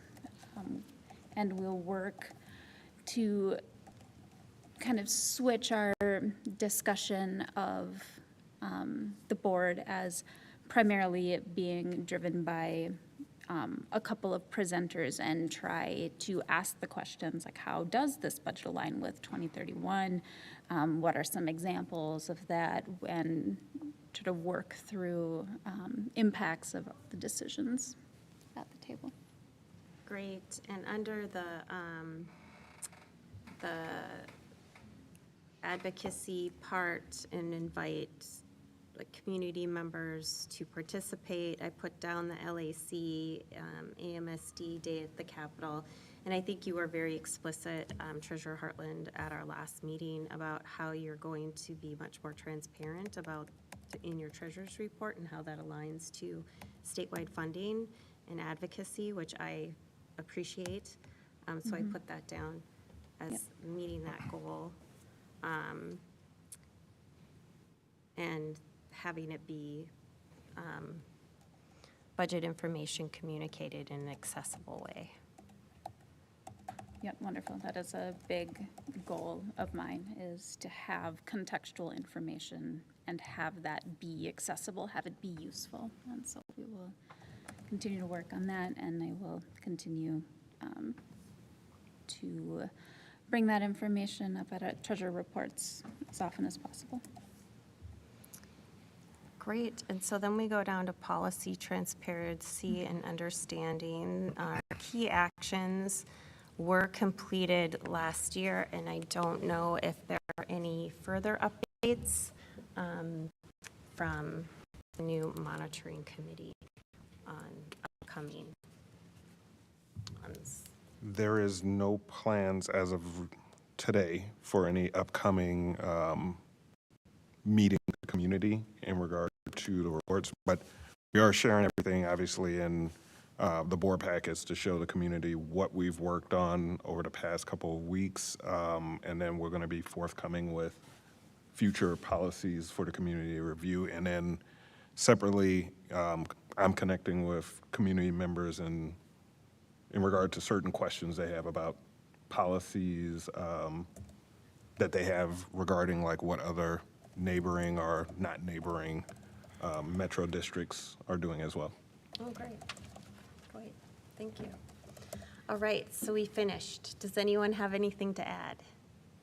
If I could just add, there was just one thing on the, on that third bullet under fiscal transparency. I think, budget information is probably better filed and more accessible on the website than I even realized, after Tariro had showed me some things. So, I would say that's Okay. going towards meeting that one as well.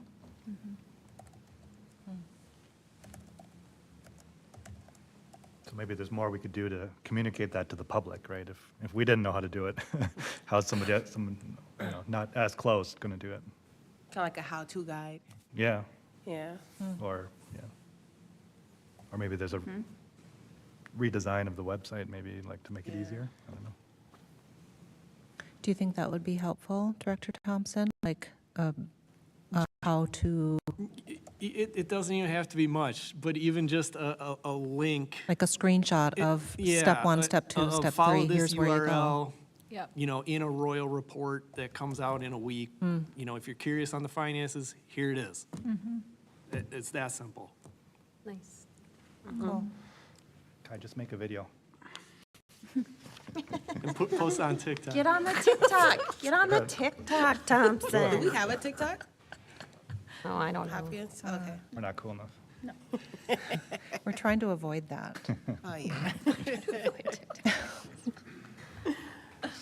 So I will go ahead and write this up so that we can update it, update our community in the meeting coming up. And certainly, if you have anything to add, let me know. And I would like to invite our very patient Citizens Financial Advisory Committee up to the table to give us their report. And we will hear from you first thing at the meeting, too, so. Yes. Do you want us to introduce ourselves or first? That would be great, yeah. Okay.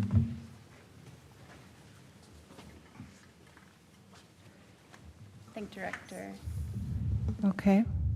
I think Director Z and I will stay over here. So we have a full panel of presenters. Thanks to all of you, and again, for our community's context. CFAC stands for Citizens Financial Advisory Committee, and this is a group of district leaders and parents of kids in the district, but who have financial expertise, and also board members who work together with our Director of Business Services and our Assistant Superintendent of HR and Staffing and the Superintendent to consider all of the variables and factors that should inform a thoughtful budgeting process, and over a series of meetings, put together a really comprehensive report for the board's review. So I'm really happy that we've had Luke Jacobson with us for a number of years now, and Andy Kasemba, who's been with us for how many years, Andy? Like four? 3 or 4, okay. And then our newest members, Craig Budolfson. Close enough. How is it? That's perfect. Okay, all right. I've been called a lot of things, so that's close enough. Okay. But Olson's fine. Awesome, and Andrea Simmons. And then we all know Tariro and Nick. So thanks to all of you for the work that you've done, and I think we should probably get right into it. We're clearly not going to have enough time for your full report, but we'll see where we get, and then you have another opportunity during the actual board meeting. So Tariro, should I turn it over to you? Sure. Thank you, Dr. Mary Perret. Again, I want to thank the CFA Committee for the effort and time they've taken to actually support the district administrators in coming up with the recommendations for fiscal year 2024-25. I'll also add that there are also 2 board members on the CFA Committee, the Treasurer, Director Hartland, and Director Ziming Zhao. Without wasting too much time, I will give the floor to Mr. Luke Jacobson. Okay. Thank you. Since November 23, the CFEC committee has met 4 times to review the financial health of the district. We are thankful to the board and staff for their work and thoughtfulness in preparing the budget for the fiscal year starting in July of 2024 and going through June of 2025. The expectation remains for flat enrollment in per student funding to increase at a rate of 2% per year. Negotiations on employee contracts is still ongoing, but is expected to settle at levels higher than current revenue levels, which will cause expense growth to outpace revenue, as approximately 80% of operating expenditures are tied to our wages and benefits. CFAC agrees staff deserves higher wages, especially in light of recent inflation. However, the revenue sources, which consist largely of revenue from the state, are not able to support the current expected settlement amounts. After review of the data and anecdotes related to other districts' financial health, Hopkins remains in strong financial position and continues to have good working relations with its employee unions, which we've noted is not the case in all neighboring districts. It's just some highlights to Hopkins where I think we compare favorably. We've got flat enrollment where a lot of our neighboring districts have decreasing enrollment. We are looking at a deficit, but it's much smaller than I think some of the deficits that are being reported. We've seen some larger settlements and also some strained contract negotiations in other districts. And also we noted too that I think we really put good use to our federal relief dollars over the last 2 to 3 years, which is helped us with some operating surpluses in the past few years and not put us in a worse position today as well. As illustrated on page 7, at an expected contract settlement of 5% per year, there's an expected operating deficit for fiscal year 25, which should be addressed by finding efficiencies instead of utilizing unassigned fund balances. At June 23, Hopkins' unassigned fund balance was $14.1 million, or 12% of expenses. CFAC continues to recommend a fund balance target of 10%, which compares to a board level of 6%. And as shown in Appendix E, if fund balances are utilized to cover deficits, the fund balance can quickly decrease and fall below levels required by the state. Thanks again to the board and staff for the opportunity for input and all the work towards aligning the district with Vision 2031 goals. Thank you. Appreciate you being here and the succinct recap of your findings. Hopefully. I'd like to open it up for comments or questions.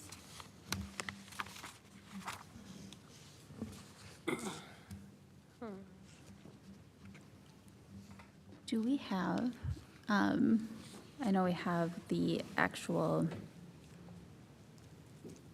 report. Did we have any slides prepared to accompany this today, or not yet?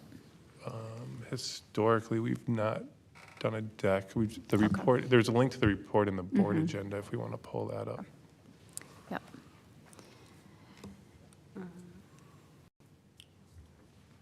Can I ask a quick question? In regards to like salaries, I haven't had the opportunity to do all of the research like on different districts, but do you say that Hopkins is one of the more higher paying districts in the metro? I think we're comparable, but there's a lot of different moving pieces to that, and some of it's based on years' experience and where we are compared to other districts. But there's, I know a big database was built, so staff has a really good picture about where we compare relative to other districts and what we think we need to be competitive to attract new teachers as well.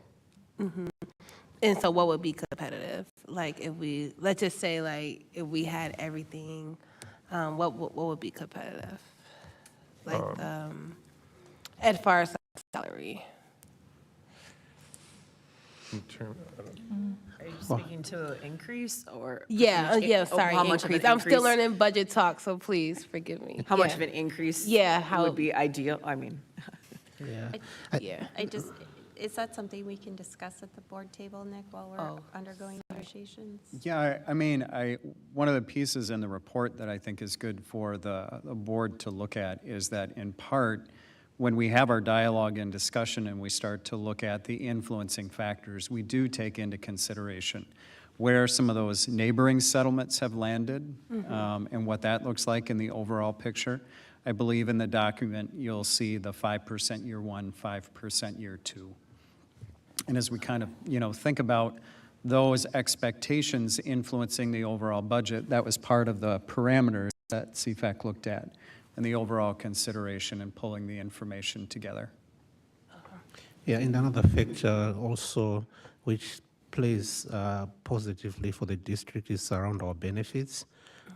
We have been very intentional with our benefits. So when we look at our negotiations and our projections going into fiscal year 24-25, we feel like our benefits are actually budgeted at a more optimal way, which definitely is a positive for the district. When you start to compare with other school districts, you see that there's also a component of benefits, which is actually pushing their deficits outside of what we are seeing within our budgetary parameters. And Director Roper, there's a little bit of salary information on page 12 of that report.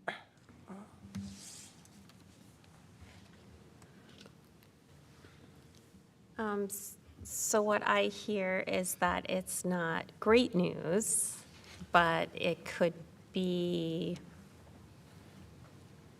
worse given that what's going on in other districts. Yeah, I think this is something going on statewide. Yeah. I think part of it's the state did give out a lot of money last year, so I think there's, but a lot of that was directed at special programs, and the general rate was 4%, but that's still short of the 5% kind of we're looking at in terms of the contracts, and it's that 5% is lower than what other districts are. It's not the lowest, but anytime that percentage increase is higher than the aid we're getting or the revenue from the state, we're always going to be looking at this shortfall of where to get the funds from. Yeah, thank you, Luke. I think that we, along with districts across the state, are really up against a narrative challenge this budgeting season. So we have, the governor and Democrats talking about historic investments in public education, which is in part true, and we're really grateful for that work. But when a system has been underfunded for decades, and when you pile on a bunch of unfunded mandates along with this historic investment in public education, it really puts school boards in a tough spot. And I'll repeat this at the meeting too. I think we usually have maybe 3 people watching the workshop and 14 watching the meeting. So we'll be able to capture more people with this information. But there's a really great article in the Minnesota Reformer about the budgeting realities and how this is impacting districts. And I just think it's really important that our community members are aware of this. So thank you for bringing that up. And also, as I read through this and listen to your summary, name of the game is increased enrollment and continued advocacy to the state, right? And so that's what we really need to be focused on. So thank you. I think some context, either for brand new board members or for community members who might tune into this, is that we sit somewhere between 80 and 85% of our expenses as a district go to our staff. And so, and of that 80 to 85% of our expenses, approximately 44% of that are teachers, and then another almost 20% are paraprofessionals. And so when we are talking about these large increases, deservedly so nothing to say, not saying anything against what our teachers deserve, of course, but when we're talking about these large contractual increases, then that really represents a large portion of our budget. And I think that there's so many lovely graphs here. I was trying to steer towards one in particular that I wanted to call attention to. But making that assumption about a 5% year-over-year salary increase, then that led to something like a $3.8 million deficit, which is the kind of the point, the crux of the CFAC report, and that's page 7, where it talks about a couple of scenarios and highlights a pretty probable one for us here at Hopkins.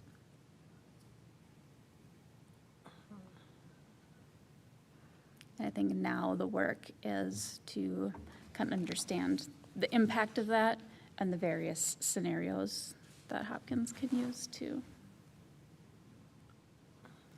accommodate that. And that will be the work that we do over these next several months at the board table. I think the statewide context is important.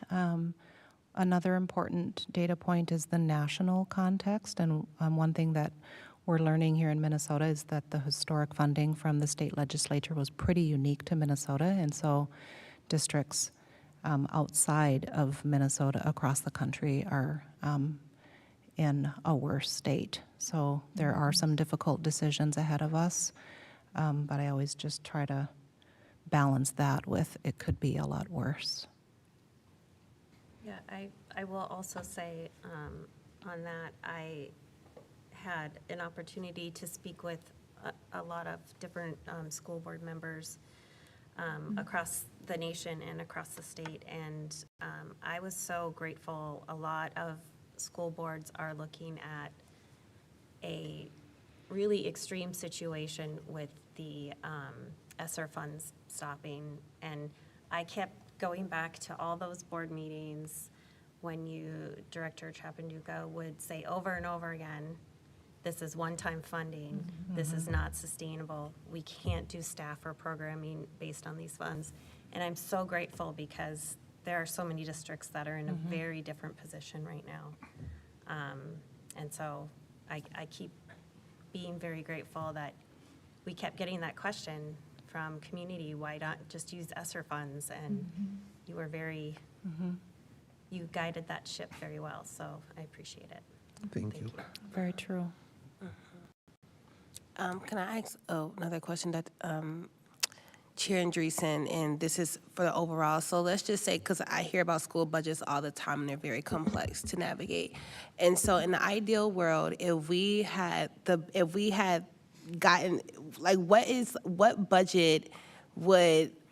would our budget look like if, how can I ask this question? Like, what is the ideal budget for a school district for us to operate efficiently without always having deficits or always having, to shortages or have to cut? Like, let's say with maybe 300 million, put us in like a really good spot where we're able to function without worry, or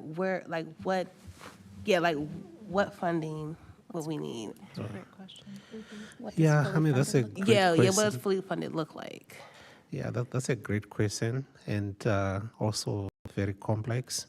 Just because if you go back to, the trends, when you go back to 2003, 2004, and you move fast forward to 23, 24, 24, 25,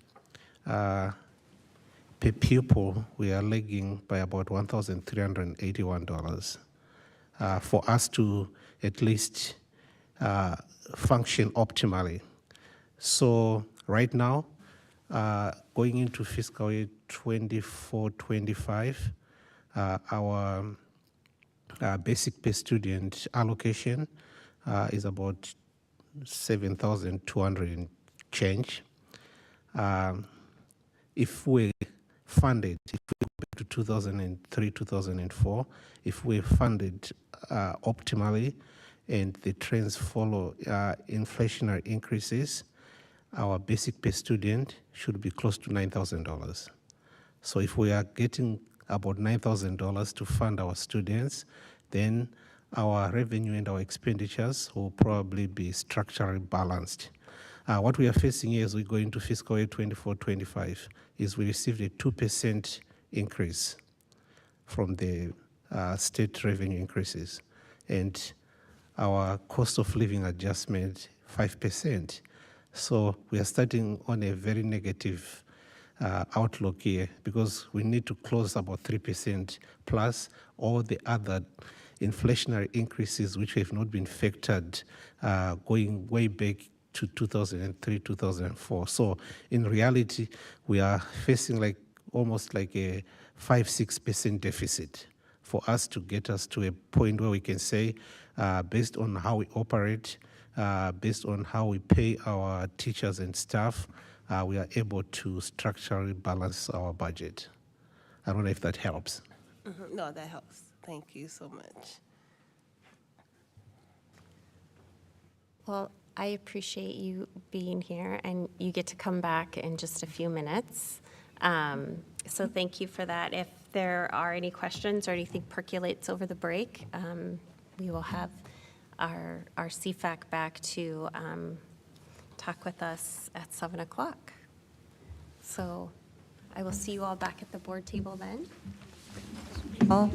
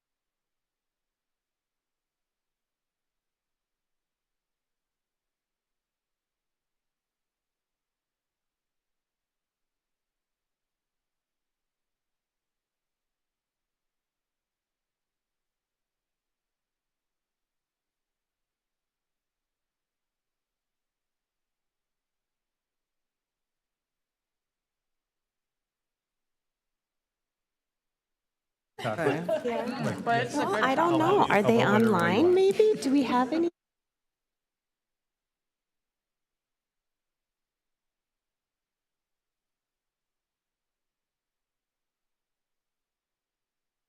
Hear you? I don't know.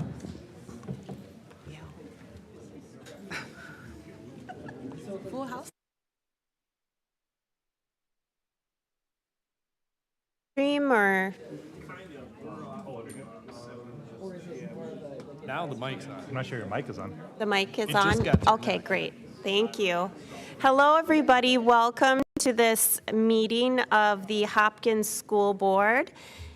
We will get started. The time is 7:06 p.m., February 20th, 2024. I will call this meeting to order. The first item on our agenda is where we have an opportunity for public comment for items that are on our agenda for the evening. There are two ways that you can comment, make a public comment before the school board. You can either leave a message on our voicemail, and that number is on the school board page on our Hopkins Public Schools website, or you can come here in person, as many of you have this evening. And when you come before the meeting, fill out a comment card, and then you will be called upon to give your comment. I do not believe that we received any voicemails for this evening, nor any comment cards. Is that correct? So we have no public comment for the first part of our agenda. And then we can then move on to our reports section, which we usually start off with our student board representatives report. Do we have any in the Google Meet online? Anyone available to give their reports? Okay, Treasurer Hartland, did you hear from any of our school board reps? We actually just had a meeting earlier today, and a couple indicated that they would see us later. So I have sent a communication, so we'll see if anybody responds to that. Can I make a motion to table student board reports, or what's the word for moving it to later in our agenda? Maybe what we can do is to go to the superintendent report. Since this isn't part of the approval process of our agenda, we can be flexible, I believe.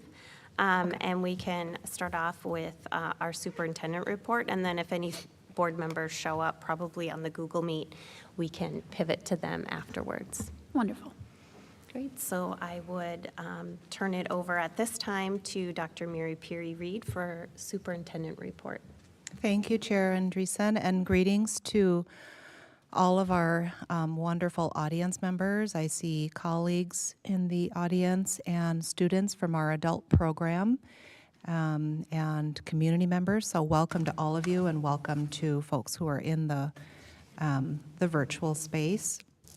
While we are moving toward the end of February, and it continues to be a busy time in Hopkins. Yesterday, we missed our students as it was a professional learning day for our staff.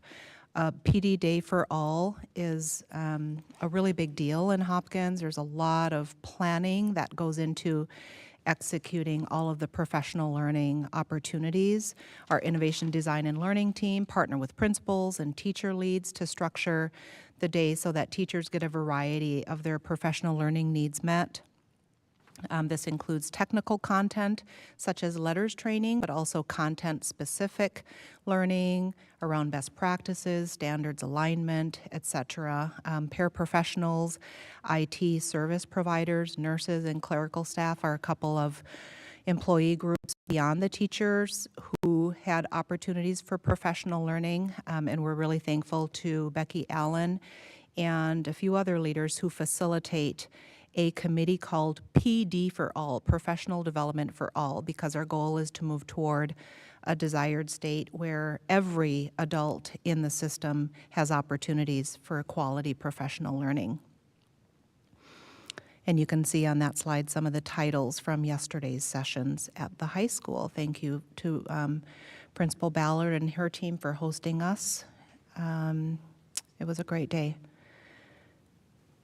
Chinese New Year is a festival that celebrates the beginning of a new year on the traditional Chinese calendar, marking the end of winter and the beginning of spring. Observances take place from Chinese New Year's Eve to the Lantern Festival held on the 15th day of the year.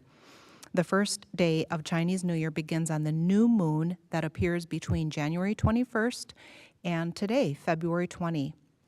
Here are our Xing students celebrating the Year of the Dragon at Hopkins High School. Director Zhao and I attended along with a full auditorium of parents, family members, and even older Xing students who were singing and dancing along with the kindergartners through fourth graders who performed on stage. Our students work hard to be global and bilingual. Thank you to Principal Ness and Li Laoshi and all of the staff who worked hard to coordinate the event. Recently, I served as a half-day special education para in Sarah Koenig's classroom at Harley Hopkins. The children in Sarah's classroom are all autistic learners. What was reinforced to me during this time was how amazing our classroom teachers are, our special education teachers, because they have to be in tune with what each of their students need minute to minute. And I was also impressed with how smart our students are in their unique and gifted ways. I wanted to publicly thank Sarah Koenig, the teacher, Michelle, the paraprofessional, who has a high schooler, by the way, and our speech clinician, Katie Horner, for teaching me how to be a helpful adult in that classroom setting. These are preschoolers in Miss Ann's classroom at Alice Smith. The little scholars are working on number recognition by counting objects to match a number. Some students show interest in figuring out what you get when you put two numbers together. There are different number recognition activities set out for kids during playtime, so they choose their own activities and move in and out of them freely. In this photo, you see kids gathering the numbers of cubes on their Uno card and comparing their stacks to see which number is bigger. Moving up a few grade levels, fifth graders at Tanglin received a visit from Hopkins High School students who are taking their second year of French. Miss Rosso, who is our fifth grade teacher at Tanglin, wanted the high schoolers to share stories that they wrote in French as part of the fifth graders unit on Francophone cities. The older students read their stories to younger students in small groups.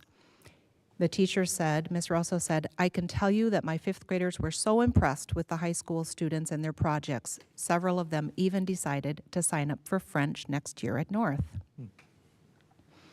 Speaking of North, the next few slides are from my visit there this morning.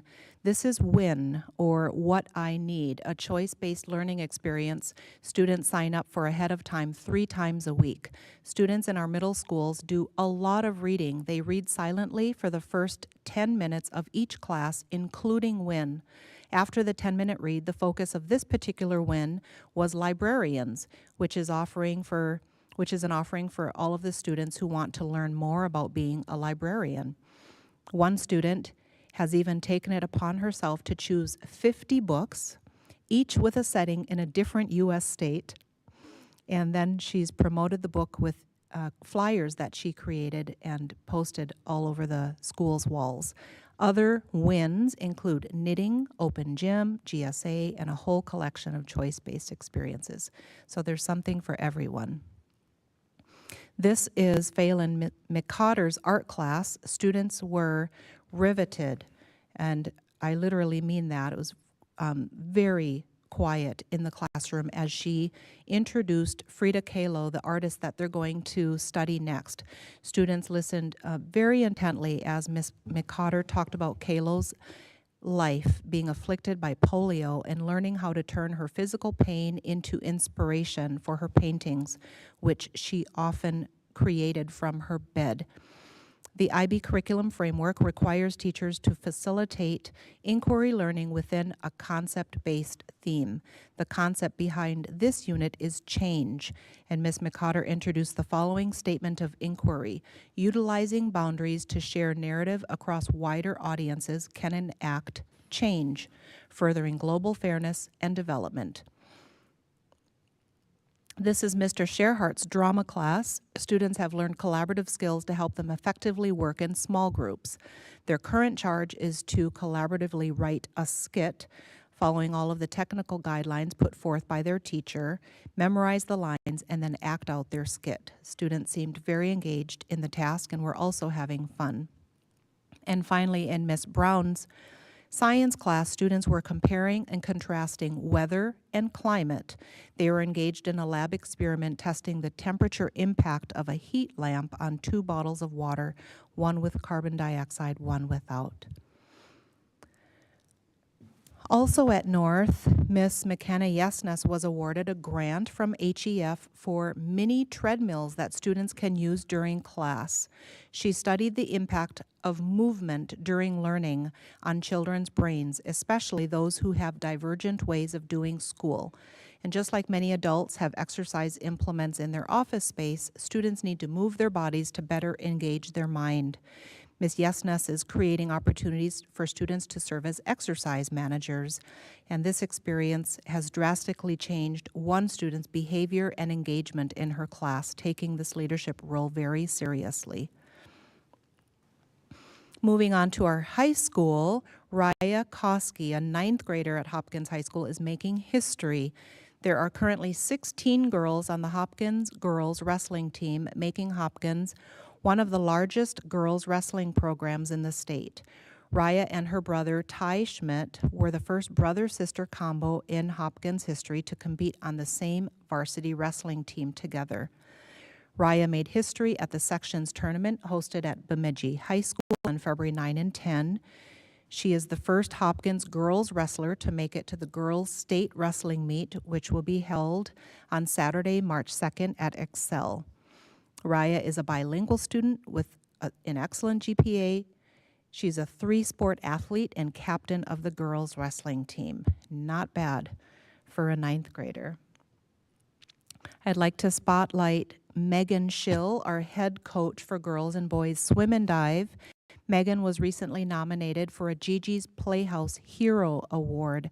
Gigi's Playhouse is a nonprofit organization that provides educational and therapeutic programs for individuals with Down syndrome. Coach Schill openly embraced Bauer, an active member of the team who happens to have learning differences. Bauer has built his endurance and stamina, as well as added the 100 medley and backstroke to his swimming repertoire. Coach Schill's example of inclusivity and advocacy for all abilities is part of her natural nature. She is a hero for Bauer and the Down syndrome community. And maybe before or after you watch a swim and dive meet, please make sure you visit the Wall of Pride and Joy in the main foyer of Hopkins High School. This is the class of 2024 senior wall. Now, each time a senior confirms where they will head for their post-secondary, either college or career placement, their photo is added to the wall. You can visit the wall now, but also visit it later, as it's incredibly inspiring to see additional photos being added each week. So I want to thank our high school principal, Principal Ballard, and our college and career specialist, Michelle Kuhl, for promoting all of the fantastic places that our seniors will end up after graduation. And you can see some of those destinations on the slide there. Also at Hopkins High School, please attend the Spotlight concert this Friday, February 23 at 7:30, featuring Ashley Dubose, R&B vocalist and former contestant from The Voice. Over the next few weeks leading up to over the past few weeks leading up to the concert, Dubose has rehearsed with our orchestra and select choir students. Also coming up is Kindergarten Roundup. So we will soon have a new class of kindergartners, and we'd love for you to spread the word to parents of upcoming kindergartners so they can join us at Kindergarten Roundup hosted at each of our elementary schools, including virtual EDU, which will once again offer a blended learning program. So that's couple days in virtual learning, couple days in-person learning. Meet our kindergarten team, enjoy fun activities, finalize your enrollment forms, and get ready for school. I would like to take this opportunity to recognize our wonderful school board members. So MSBA, which is the Minnesota School Board Association, is taking the month of February to recognize school board members across the state of Minnesota for their commitment to Minnesota's public school students. And we know that serving as a school board member can be very challenging, but it's also extremely rewarding. And here in Hopkins, we're grateful for our 7 board members for your dedication and service to our students, staff, and community. Thank you, board. And on another and very different note, I do want to close with all of us taking a moment to honor the beautiful but brief life of Amy Maudreau, who is a 3rd grade student at Eisenhower Elementary. She recently passed away after a health complication. Amy lived in Hopkins with her mom and dad. She attended Gatewood Elementary for kindergarten and 1st grade, and Eisenhower for 2nd and 3rd grade. She was loved by her family, her teacher, Miss Gruss, her former teacher, Miss Hake, her principals, other school staff, school nurse. She was loved by her bus driver, friends, and so many others. Rest in peace, Amy.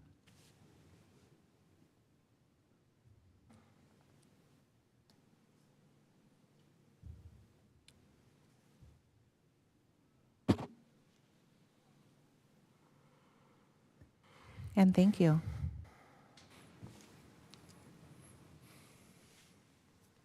Thank you, Dr. Mary Peary Reed. I appreciate that moment of remembrance.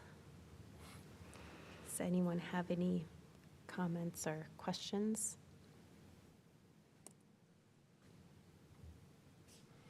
I do. Is there a way that we can support the family of Amy, like individually or the school district? Are we doing anything for her family?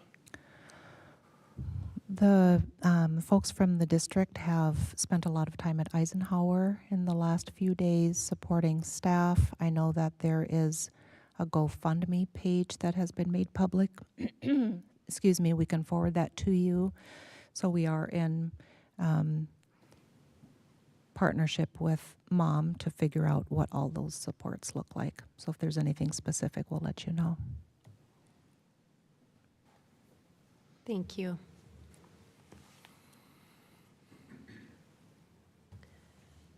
Well, with that, I will move on to approval of tonight's agenda. Do I have a motion to approve? So moved. I have a motion. Is there a second? Second. Any discussion? Seeing none, all those in favor? Aye. All those opposed? There's none. The motion passes and the agenda is approved. The second thing on our agenda will be the consent calendar. Do I have a motion to approve the consent calendar? Chair Andreessen. Yes. Yeah, can I move that something be removed from the consent calendar For further discussion? for further discussion? Yes. First, we'll need a motion and a second, and then during discussion, we can bring that up. Is there a motion? So moved. I have a motion. Is there a second? Second? I have a second. Is there any discussion? Yes, Chair Andreessen. Yes, Director Thompson. Can I make a motion that we remove item D, resolution directing the administration to make staffing recommendations, one of 4, from the consent calendar for further discussion. Yes, thank you. I would like to invite Assistant Superintendent Nick Lightfoot to the table to answer any questions that the board may have about the resolution directing the administration to make staffing recommendations. I second Director Thompson's motion. Is there oh, that's all we need. Or is there any discussion? Yeah, I think we need a vote to pull it. Okay. Yeah. Is there any discussion? Seeing none. All those in favor? Aye. Aye. Aye. All those opposed? The motion passes, and the resolution directing the administration to make staffing recommendations is now on the table for board discussion. Thank you for joining us. Good to Did be you with have you. specific questions, Director Thompson? I did, Chair Andreessen, thanks. So we're going to discuss this first and then go to the rest of the consent calendar? Is that the process? Yeah, we're going to discuss this, I believe, and correct me if I'm wrong, anybody. We're going to discuss this, and then if there are not any further questions, it can be put back onto the consent calendar, or we can elect as a board to move it to new business on our agenda. Understood. I appreciate the explanation. Thank you. Yeah, I guess my question here, and thanks for your time, Assistant Superintendent Lightfoot. My question here, so I understand that this, it looks like boilerplate language. We have projections for enrollment, for what that means for funding. And so, since a large part of the budget is towards staffing, I understand, and this is probably required by statute, that we have to approve this as a board. It's just, when I was reading it, the concern that caught my eye is that it only refers to teachers. And, we had seen in that CFAC annual comprehensive report that we looked at the workshop earlier, might be looking at later, that 43% of Hopkins employees are teachers. And so, in this resolution, it only mentions teachers. And so it just concerns me if we're being myopic as far as where we could cut from, if that's what is needed. And that's all the resolution says. Yeah. Excellent point. And to what you identified in the information that you just shared, yes, this is in some parts directly related to teachers. We do have a statutory requirement, and what we try to do is provide the notice and then, of course, the opportunity to work through the process. And specifically, Minnesota statute does require that we take specific action with reduction to any teacher contracts. And that has to be done in a series of events that we go through with you, such that by the time that we are to the end of the school year, that we have been through the specific statutory process as it relates to teachers. Right alongside that, to say that with you, right alongside that, we also look at all of the reductions that are in part in other spaces that are beyond the teaching contracts. So we do that in parallel right along with this work. But as those positions don't require that statutory resolution, we don't have a resolution specifically to those, but those are always considered, and in fact, as part of the board guidance. We have always worked under really the budgeting conversations that we try to keep those reductions as far away from the classroom as possible. So as an administration, we start to continually look at the gamut of what's possible. The only reason that this is here is because this is a statutory requirement that if we need to reduce, teaching positions, we're set up to do so. Does that help? It helps a lot. I really appreciate the explanation. So it's based on what the Minnesota state statutes tell us, this has to be passed in case there are reductions in the teacher force. That doesn't preclude reductions from non-teacher areas, is what you're saying? Absolutely. Okay. All right. I really appreciate that. I'm all right putting it back into consent unless there's other discussion, so. Yeah, is there any further discussion? Okay, I really appreciate, thank you for coming to the table and answering that Absolutely. question, and also for this being pulled out so that we can all be better educated about what the process is around how we as a board are governing our budget and also staffing and aligning with state statutes. So thank you so much. Thank you all.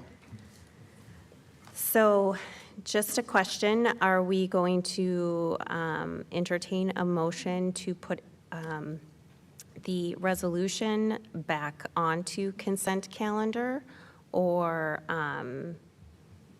close out discussion, or just have a motion to pass the consent calendar as presented? I move that we return the resolution directing the administration to make staffing recommendations to the consent calendar. I have a motion. Is there a second? Second. I have a second. All those in favor? Oh, wait, is there any discussion? Seeing none, all those in favor? Aye. Aye. Aye. All those opposed? The motion passes, and the resolution directing the administration to make staffing recommendation goes back on consent calendar. At this time, I will entertain a motion to approve, oh no, wait, yes, approve the consent calendar. We can take our vote, I believe, since we've had our discussion. So all those in favor of passing the consent calendar as it appears, please say aye. Aye. Aye. All those opposed? Seeing none, the consent calendar is passed. And that brings us to our treasurer's report. Treasurer Hartland. Hello and good evening. Hola, bienvenido a todos. Gracias por unirse esta noche. And my apologies for not having even more languages. I'm very excited to see everybody here in the audience today. And for my treasurer's report, last meeting I mentioned a few layers of scrutiny that we have here in Hopkins to ensure that we have a realistic, accurate budget and are good stewards of the funds we receive. And I'll discuss a couple of those layers tonight. We do have a legislative action coalition, and that helps us at Hopkins stay in touch with our local legislators at the state government to advocate for the regulatory and the financial needs of our district. We have negotiation committees here in charge of tracking fair rates of pay in Minnesota and throughout the U.S., and then to collectively bargain on behalf of different groups of our staff members.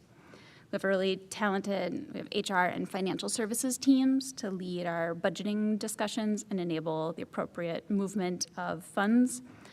We have a public budgeting process that largely plays out here at the board table, and we work to make that process more transparent every year. We have our Citizens Financial Advisory Committee, which is made up of district community members to weigh in on the various factors that affect our overall budget. We have internal and external auditing procedures. And then finally, we also have a treasurer that sits on the board whose role is inscribed in the Minnesota State statute to ensure that funds get deposited, that bills get paid, and also is responsible for obtaining useful, understandable financial information as required by this board. And to that end, I will still be working my way through to speak with each of you at this table around which financial categories you would like to see highlighted in upcoming reports. And again, that detail will begin after our new Oracle software is fully on board. And in the meantime, I do want to encourage you all to reach out if you have any specific budget-related questions. I will do my best to answer them and have great support with our financial services team. One other financial arm that I wanted to highlight quickly that's within our district but outside of the board's umbrella is the Hopkins Education Foundation, which is kind of a fundraising arm that helps fund many specialty projects here in Hopkins that enrich our staff, our students, and help us attain Vision 2031's goals. They do things like provide materials for Native American art projects. We saw treadmills. They funded drums for a new drum line at North Middle School and many other projects like that. They also provide grants to student clubs, so student-led organizations through their Awesome Fund. And one of their primary fundraisers happens this next week, actually on March 2nd. And this event is exciting because it will specifically financially support a career technical education program here in the district that's focused on computer science, coding, and AI. So tickets for this fundraiser are actually sold out, but our community can view the silent auction preview on the HEF website now, and the broader community can bid on items beginning this Friday. With regard to expenses for this last period, we spent $228,438.68 on transportation, which is slightly less than last report's $234,000. Our food service cost $122,935, but because the Minnesota State Legislature passed universal meals last session, our district does get reimbursed by the Minnesota Department of Education for approximately 90% of those expenses. Our nutrition department has the responsibility to submit claims reports to MDE every month, and we get reimbursed for those in roughly a 30-day time period. The other 10% of our food experiences are either sold at events as concessions by various booster groups throughout our district, or they're a la carte or second lunch items that are sold to students for cash. We are about to begin our budgeting talks, and we'll hear a lot about our unassigned fund balance. And one of the ways that we might utilize that unassigned fund balance is because that time period that we get reimbursed by the state is supposed to be 30 days, but you know, with any bureaucratic reimbursement timeline that sometimes gets pushed back. And in that case, we cover the bills. We have funds because of our unassigned fund balance to cover those bills while we wait for reimbursement. We paid $67,278 to Xcel Energy this period, and that increase from the more typical $30,000 per 2-week period was due to a solar production equipment installed in the high school dating back to August of 2023. We also paid teachers on call for substitute teachers in this last period $126,137.48. These expenses are primarily for January and December subbing events, but at least one invoice stretched back to November. This is and continues to be a large expense for our district, and I believe most districts throughout our nation. Here at Hopkins, we've attempted to mitigate both the financial and the kind of day-to-day experiential impacts of requiring subs by hiring full-time subs to work every day in a single building. And I will be working with business services to compare the previous few years' sub expenses compared with this year with the new model of attempting to cover more of those shifts with a permanent FTE substitute. So you can look for that coming up. And I think this is an area that I would like to routinely report on as we're able to run those new reports with our software integration. Speaking of expensive contracted services, we spent $68,763 on contracted nursing, PT and OT, and speech therapy services for December, January, and early February of 2024. And so this is over and above any expenses paid for by our, or paid to our staff, who also administer some of those services. With that, I move that we approve total disbursements in the amount of $1,476,149.81 for the period of January 31st to February 15th, 2024. Second. I have a motion and a second. Is there any discussion? I did just have a clarifying question, Treasurer Hartland. I know that you mentioned Hopkins Education Foundation. I just wanted to make sure that there wasn't any confusion about where the board stops and Hopkins Education Foundation begins. We do not, as a board, have any say or input on any disbursements of that fund, Yes. correct? Yep, correct. And did attempt to say that during the report, that that is outside of our umbrella, but is Yeah, I just wanted to something that we've clarify so there discussed. wasn't any confusion because it was part of your treasurer's report. So just wanted to make sure that that was a clarification for our community. Absolutely, thank you. Treasurer Harlan, can I ask a question? Sure. First of all, I really appreciate the care you take to go through and, you know, pull out notable expenses. And it was interesting because the ones I had seen, you were checking off as well. So appreciate that. But I'm just curious on regarding the, you know, like on-call or on-demand nursing. Do you know what drives that? And is that typical this period of other periods that we've seen? What I can say about it is that we do not have sufficient FTEs, that there just is a lack of nursing candidates to work in the schools. And so we contract to cover our basic requirements of our buildings. Yeah, yeah, that's correct, and Fonda can correct us if we're not saying the right thing, but because we have experienced shortages in our nursing staffing, then we will partner with contractors who often pay their employees more than what we can pay. And what I don't know, Fonda, is if we're currently fully staffed with all of our nurses.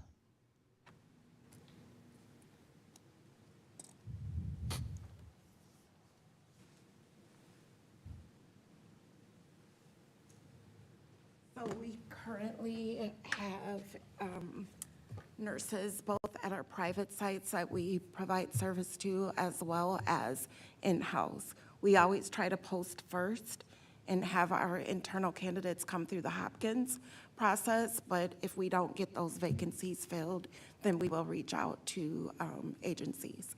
This is probably the year that we've had the most contracted employees based on the vacancies for health, speech, and a few other areas.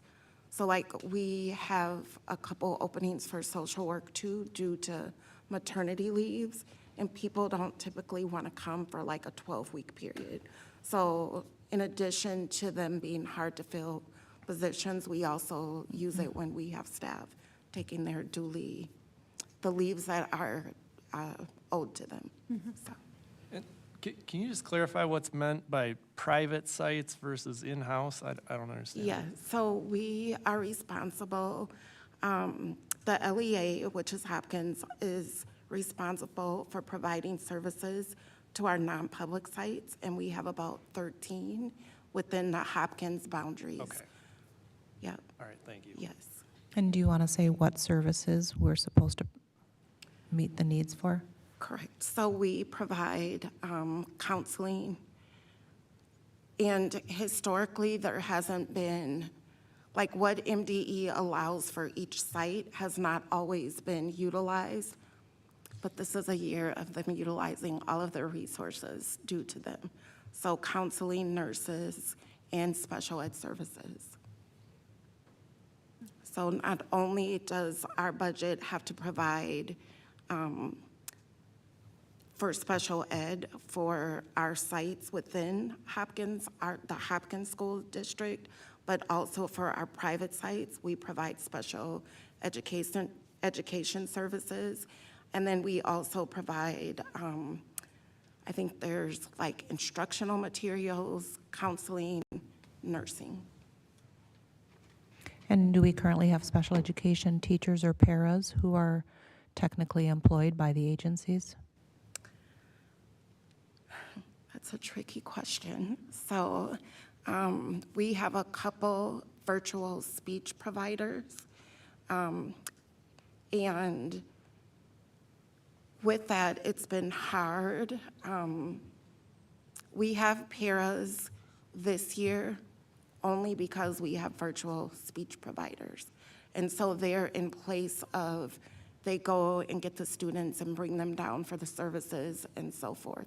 Otherwise, those students would not be able to, many of them, get to the locations on their own.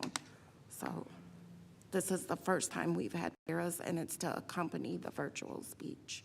So we've had our postings open since actually last year, this time, trying to bring in our own speech, and it's just been kind of hard. So, tough market right now.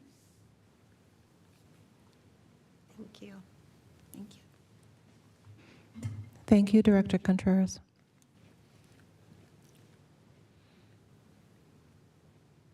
Any further discussion? Seeing none, all those in favor, please say aye. Aye. All those opposed, nay. Motion passes. We will now move on to new business. Our first order of business is the Citizens Financial Advisory Committee, their budget report for 2024-25. So I would like to invite CFAC up to the table along with Director Chapanduka and Assistant Superintendent Lightfoot. This is the beginning of our budget discussions, and I look forward to it.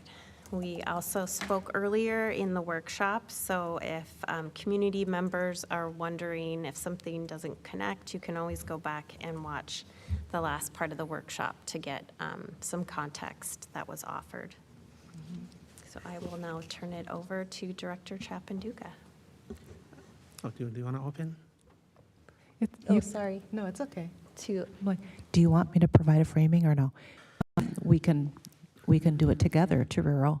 But as our Chair Andreessen was explaining, we've been working with this wonderful, small but mighty committee for the last few weeks to review projected enrollment numbers, revenue, projected expenses, and we're very grateful for the financial expertise that is brought to the discussions by our community members who are also parents, and also by our two board members who sit on the team under the leadership of Director Chapanduka and also Assistant Superintendent Lightfoot. So we have Luke Jacobson here, who's been with us for quite a few years, and Andy Kasemba, who's been here on the team for about 3 years, and also Andrea Simmons and Craig Bedolfson.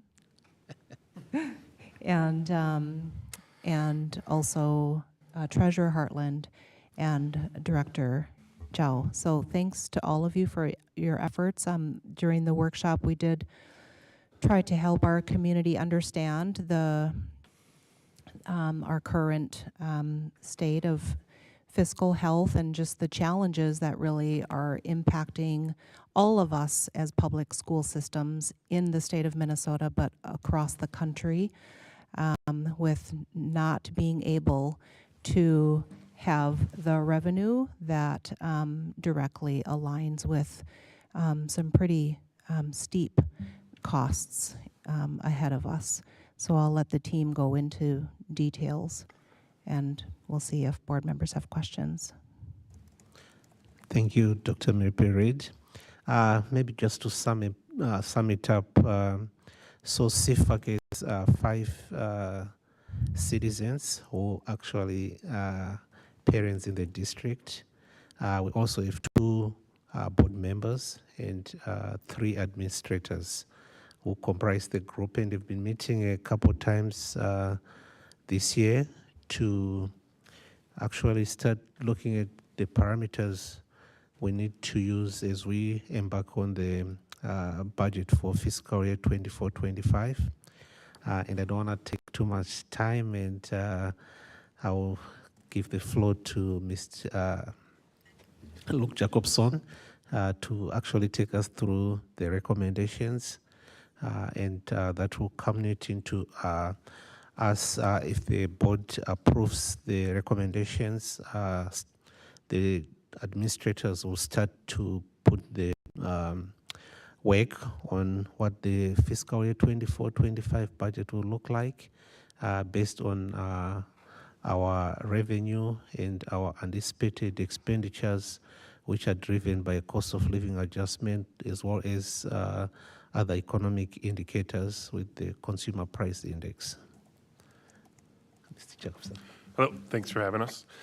Since November 2023, CFAC has met 4 times to review the financial health of the district. We are thankful to the board and staff for their work and thoughtfulness in preparing the budget for the fiscal year starting in July of 2024, going through June of 2025. The expectation is for flat enrollment and per student funding to increase at a rate of 2% per year. Negotiations on employee contracts is ongoing, but is expected to settle at levels higher than current revenue levels, which will cause expense growth to outpace revenue, as approximately 80% of the district's operating expenditures are tied to wages and benefits. CFAC agrees staff deserves higher wages, especially in light of recent inflation. However, the revenue sources, which consist largely of revenue from the state, are not available to support current expected settlements. As illustrated on page 7, an expected contract settlement of 5% per year, there is expected to be an operating deficit for the year ended June of 2025, which should be addressed by finding efficiencies instead of utilizing unassigned fund balances.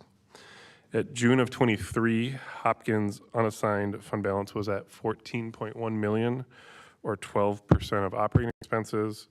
CFAC continues to recommend a fund balance target of 10%, which compares to a board level of 6%. And as shown in Appendix E, if fund balances are utilized to cover deficits, the fund balance can quickly decrease and fall below levels required by the state.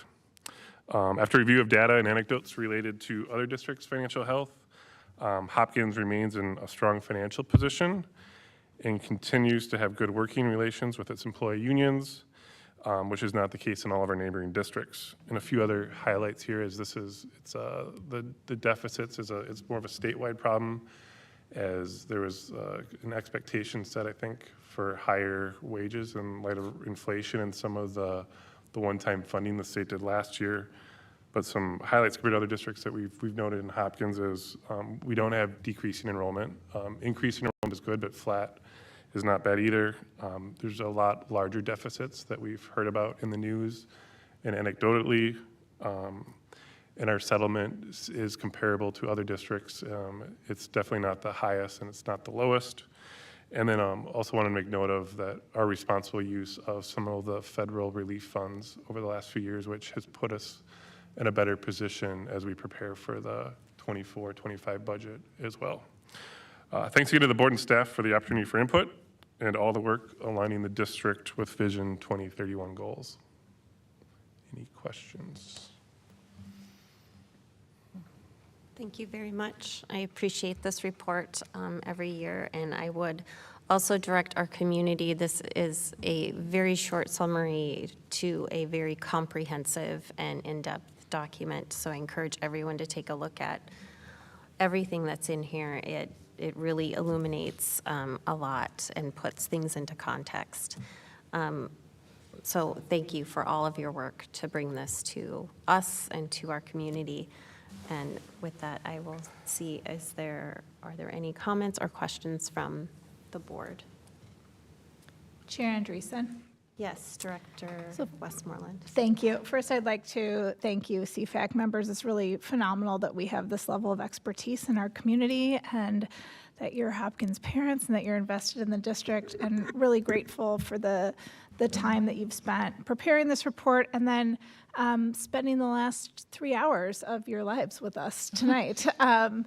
So, I think there's been some confusion amongst community members when they're hearing this narrative coming from our governor and lawmakers that there have been historic investments in public education over the past year.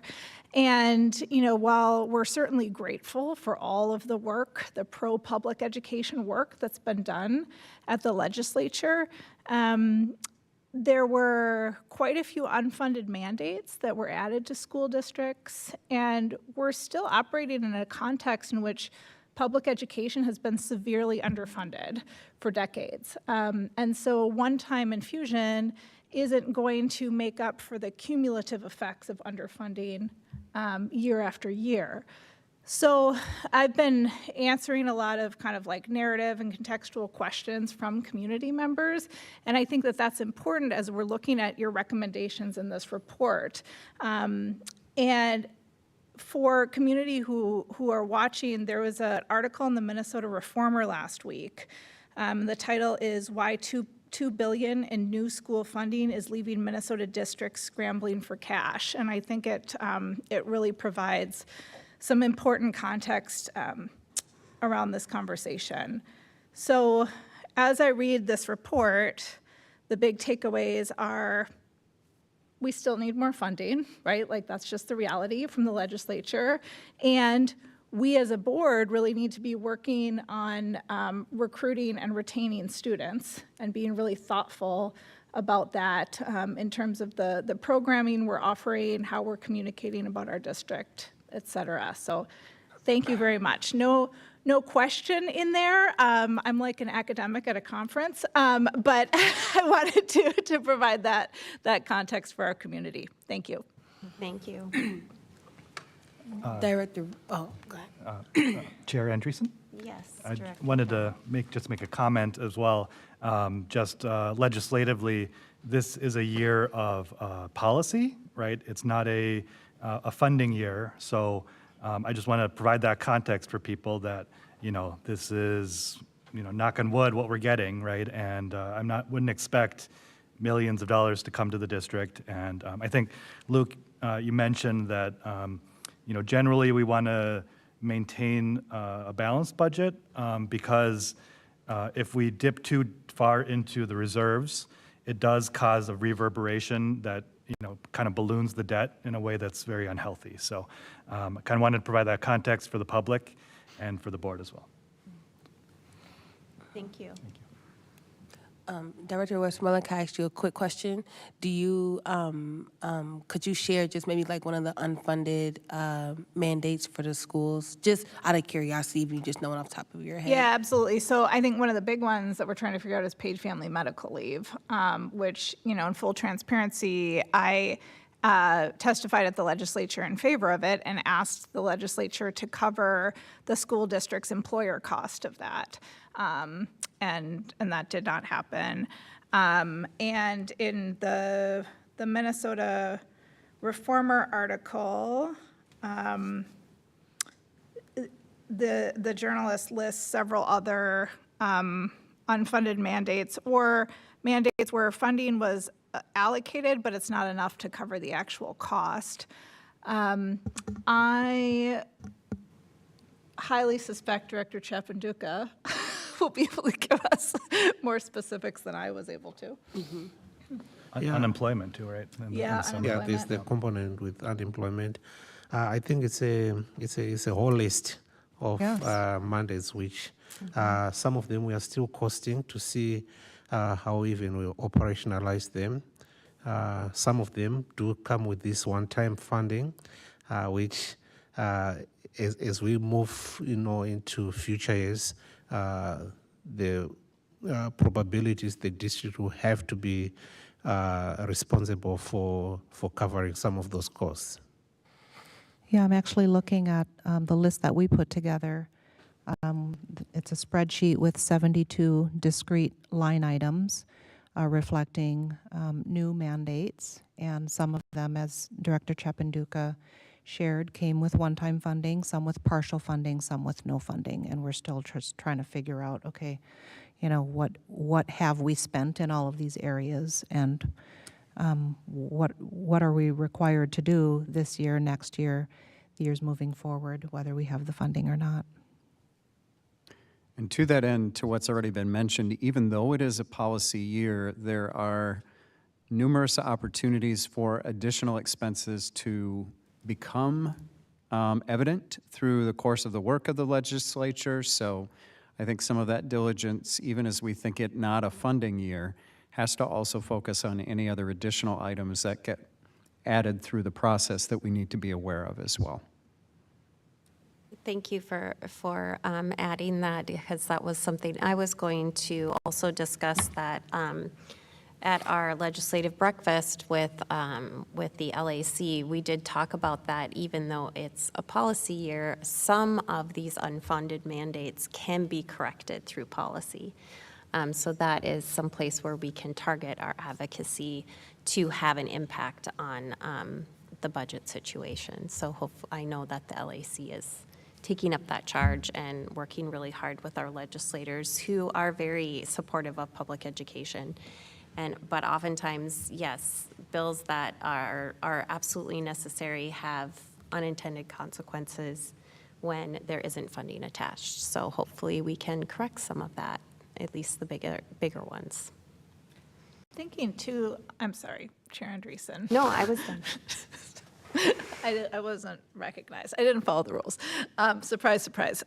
So I'm thinking too about the presentation that we had from our arts faculty. And when state standards change, that creates additional programming needs or the need to adapt programming. And we do not typically get any sort of additional funding for that. So trying to figure out what staffing is going to look like and all of that. So I would put that in the unfunded mandate category, even though we don't always talk about it that way. But that does have an impact. Absolutely. Chair Andreessen. Yes. Director Thompson. Thank you. A comment and maybe two questions. First of all, I just echo what people have said about thank you for taking the time to put this together. I like how the size of it, it's very digestible, and I can see the chunks in there that are the recommendations, so I certainly appreciate that. Also appreciate that it sounds like you've kind of at times looked at what are other districts doing, to think about kind of benchmarking. So hearing what our percent increase for teachers would be compared to other districts, so I appreciate that. So first question, kind of in regards to looking at other districts maybe in the area, on page 16, Appendix A, the staffing, it notes here that 43.58% of Hopkins staff are teachers. Have you looked at that figure compared to other districts in the area that might be neighboring, and how does that compare if you had? I would say not specifically. I think as a group, we've been more a little bit focused on are we spending too much at like the administrative level, and we haven't seen anything there that would say we are. Okay. Versus the mix of staff in front of the students. Okay, thanks. And then in the recommendations on page 6, where it says laser focus on instructional quality and academic rigor, and then you mention increasing rigorous course career pathway enrollment in grades 9 to 12. So I'd assume that those rigorous courses are maybe like AP courses. Any reason why that recommendation of increasing rigor is specific just to 9-12? Would there be thought that would be helpful to increase rigor at the K through 8 level as well? I can probably answer that.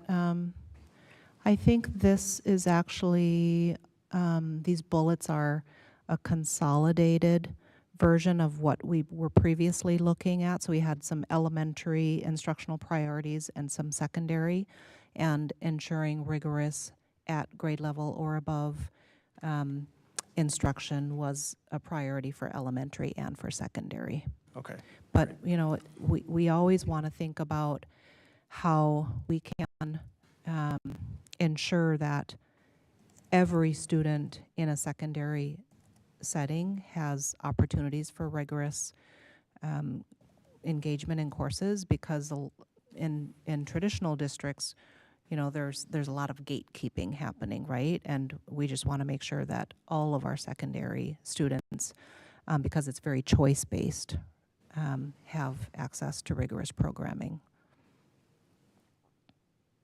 If I might too, I think I read that a little differently in that just punctuation, which is kind of my geeky place, but that it's laser focus on instructional quality and academic rigor, which includes letters of science, and that's where it breaks down into the different grades. So the letters is for K through 12, reimagining math is K through 12, school-wide talent, K through 6, and then increasing the course and career pathway enrollment for 9 through 12. Yeah, I see what you mean, that it's different Yeah. recommendations for So the it different would levels. be That makes sense. career pathway and course elections aren't appropriate for K through 8, because that's not an offering for them. That's how I read it. Yeah. That's helpful.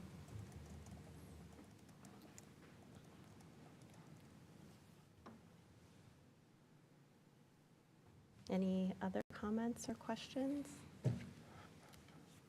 I just wanted to again say thank you, and that I think this is a really great way to launch off our budget discussions every year, because it gives us a comprehensive picture not only of our district, but of what's going on around us and statewide. So I, again, really appreciate this. And at this time, I would look for a motion to accept the Citizens Financial Advisory Committee report. So moved. I have a motion. Is there a second? Second? I have a second. Any discussion? Chair Andreessen? Yes.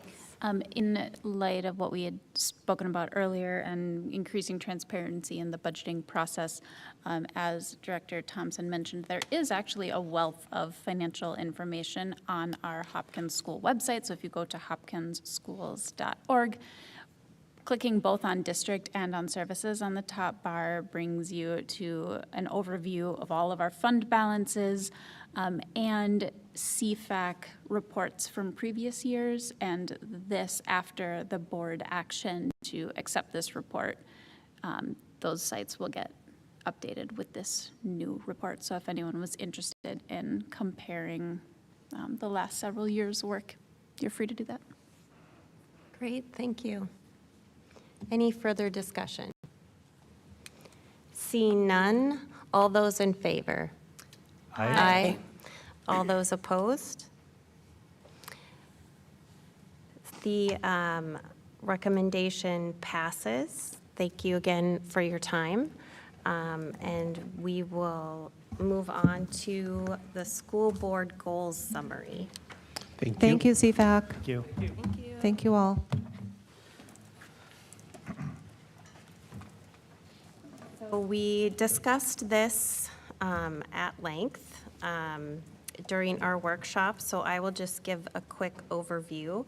As Director Heartland Treasurer Heartland pointed out, we have a really great website, and on that lives a lot of information, and part of that is our school board goals. So hopefully our community can go there to reference what we're talking about here tonight, but we are giving an update on those goals that were set at the beginning of the year.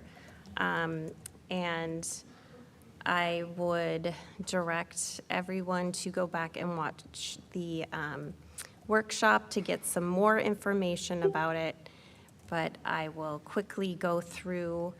We set ours around our school year goals reflect the priorities of our Hopkins Schools community as articulated in Vision 2031. And these goals are created in alignment with the leadership framework that all Hopkins Schools district leaders are using to advance Vision 2031. And we go through 3 goal areas that are being used district-wide. The first one is teaching and learning. Our school board goal is based around that we, in order to lead a district dedicated to equity and innovation, school board members must constantly involve in their understanding of educational issues impacting our scholars. School board members will engage in individual and collective professional development throughout the school year. And we have key action items underneath that. And we got an update on the first one, which is that school board members will increase their understanding of how restorative practices and personalized learning are being implemented and evaluated in the district through workshop presentations and site visits. We have done many of those, but we also felt that we need to plan and schedule one more in 2024 for our new board members to be a part of. Our school board members will learn about best next practices in innovative, equitable, and anti-racist educational practices locally and nationally, and how those specifically apply to Hopkins. We have engaged in the NSBA Equity Symposium. We have a board member who's part of a national cohort of school board members. We also go to MSBA trainings and learn about what's happening across the state. And we are going to explore additional reading materials for us to engage with on our own time, and then have a curated Google Doc of evolving resources that we can tap into for our own professional development. And school board members will share their learning with the community during workshops and board member reports. We do that, but I think we agree that we can all do better on it. And we can maybe explore sending each other written updates when we don't have time to do that at the board table during a meeting. We will engage in pre and post evaluation for our board growth, which we do. And one of the things that we thought that we could really focus on in the last half of this year is to develop a system for identifying growth information areas based on questions we have received and issues that we have discussed with community members. So going on to our second goal area, which is school district and culture, we have some key action items about being present in the community and engaging with staff. We will pair with schools and visit. We have all been paired with our schools and tasked with ongoing engagement with each site. The school board members will be present at district events. I believe that is going well. And I think that we're going to ask that the administration make efforts to send board members invites to district events so that we can make time to be there.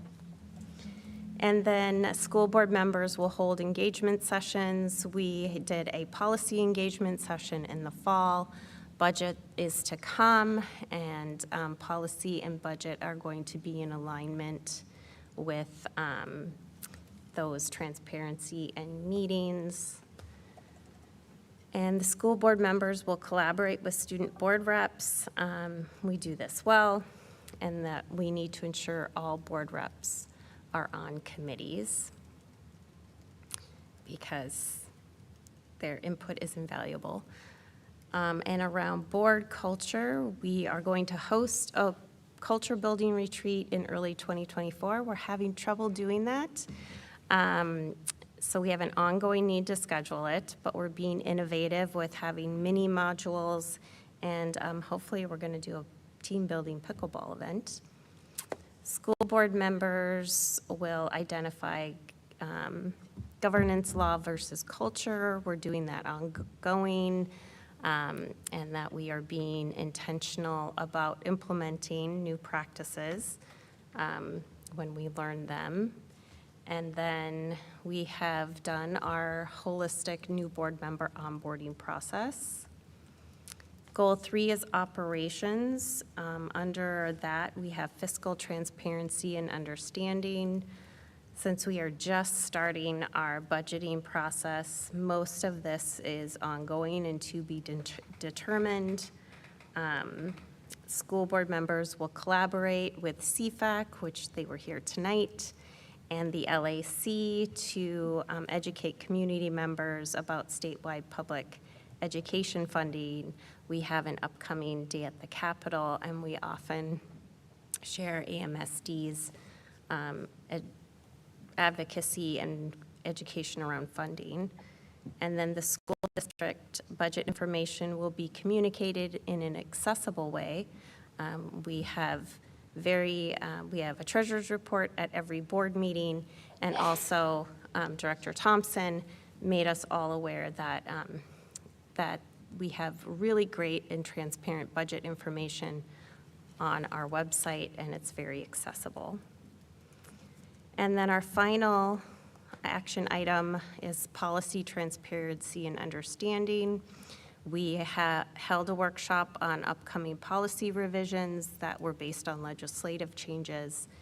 And then we have also had a monitoring committee, had a engagement session with the community on new and revised policies. I think you will all remember that was our mental health and wellness policy, and then we have an ongoing commitment to connecting with community members who have questions. Was there anything I missed? Great. So there is no action needing to take place for that. And with that, we will move on to policies and first read. I will turn it over to Vice Chair Ross and invite Assistant Superintendent Nick Lightfoot to the table. Thank you. Thank you. So as Superintendent Dr. Lightfoot is coming to the table, I want to share with the community, we're going to be reviewing a total of 5 policies, 204, 210, 214, 414, and 456. And one of the things I wanted to highlight is what we typically, or not typically, as a standard, we use the equities lens form rubric as we review these particular policies. That's going to be on the table of discussion tonight. What this entails is, how does this policy impact our core values and mission? Who benefits? Whose voices are needed? What needs to change? And how will this policy be monitored? So this is the type of lens, the innovation equity lens for the policy review that we use when we're working as a monitoring committee to go over all of these, or each policy that comes to review during our time. So I'll hand it over to, again, Assistant Superintendent Lightfoot. And again, we're going to be discussing these 5 policies that we have brought forth to the board. Thank you. Good to be with you. These are annual review policies. So these come in front of the board every year. Some of them by choice of the board, some of them mandated by statute for review. I'll try to kind of highlight some of these as we go through. Some of these are required, and want to make sure that we point that out, even as far as the school board meeting minutes and some of the specific information that was reviewed. As you will note, there are no changes, and just as a matter of practice, we like to make sure that you have the Hopkins copy, and if there is a model policy on the School Boards Association, we want to make sure that you are able to look at that also. As you will note, there were no revisions to the model school board policy. We are not proposing any recommendations. We always like to make sure that this is information that is distributed to the board for its own review.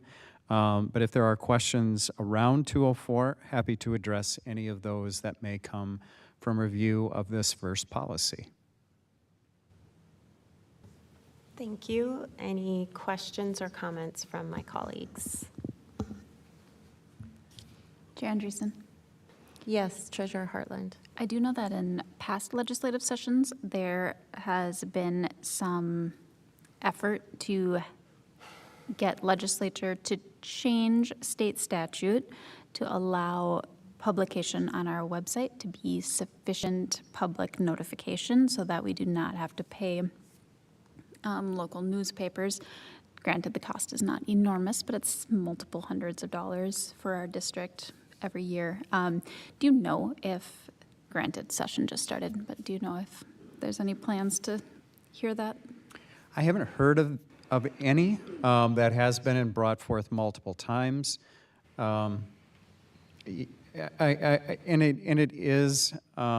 It's typical past practice that's built into statute, but not any awareness do I have right now that there's any additional effort specifically at this time.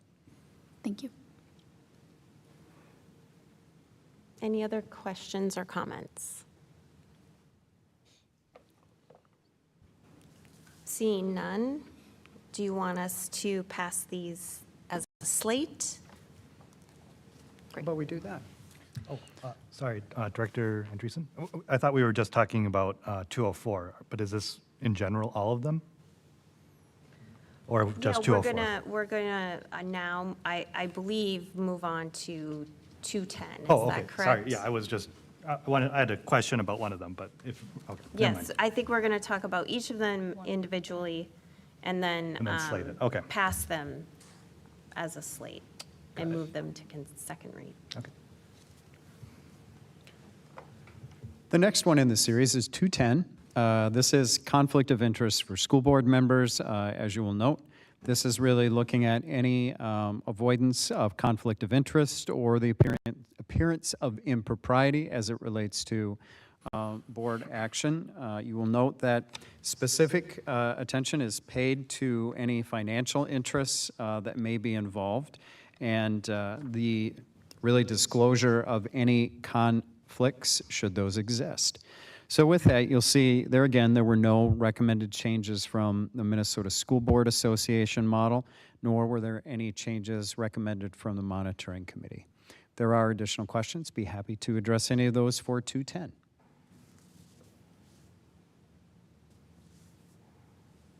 I did just have one question. It's just a matter of, editing. I'm just wondering if on, under section C, if we just wanted to take out the note part, since it's a couple years Oh, sure. late. Yep, that change was statute that was effective 2022.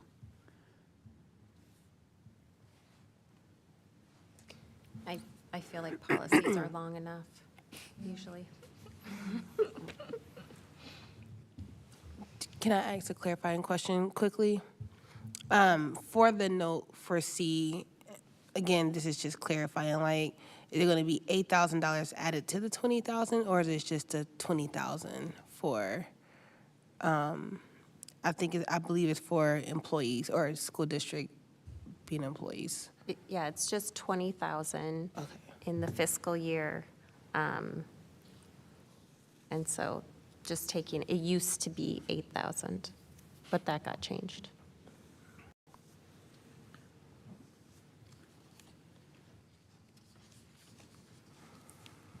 I think we can move on to the All right. 214. 214 is mandated policy annual review for any out-of-state travel by school board members. You will note that there are no recommended changes here. Specifically, we do follow the model policy. And with that, if there are specific questions that would be appropriate for the board to ask at this time, I'll do my best to provide any information or clarification as I can.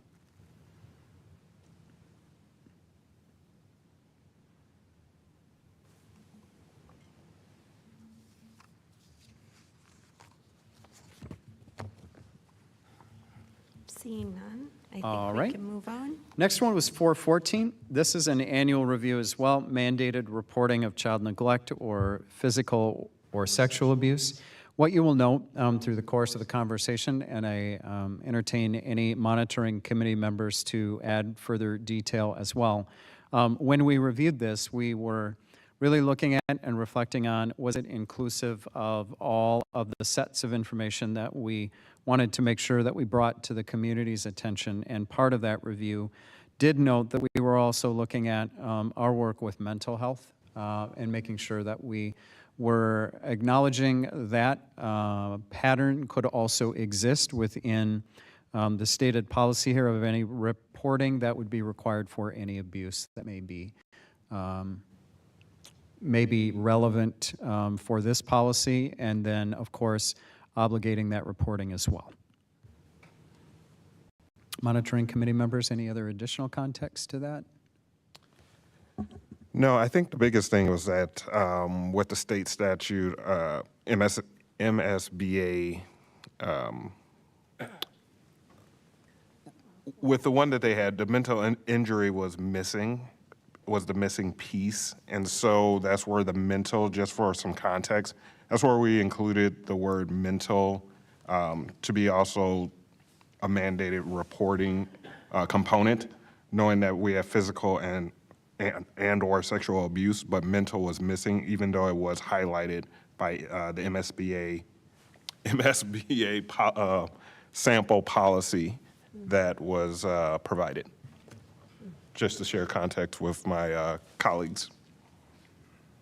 Thank you, Vice Chair Ross. Yes, the term mental appeared in the policy before, just wasn't explicitly called out and put in the title and put in the background information behind the policy. And I think because neglect and abuse takes multiple forms, that it felt important to the policy or to the monitoring committee to make sure that that was really, really highlighted in front and center. Yeah, I would like to thank the committee for that work. I think it's very important and also helps staff know and appreciate that this isn't a gray area for us. So thank you for that change. Any other comments or questions? They addressed my question, so, yeah. Oh, great, good. I think we can move on. Thank you. The last is the staff ethics conflict of interest, policy 456.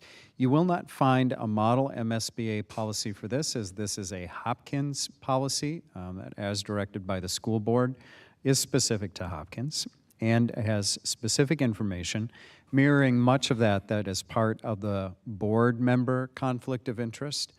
So you have this specific set of information in front of you as well. Happy to address any questions that may be relevant to 456.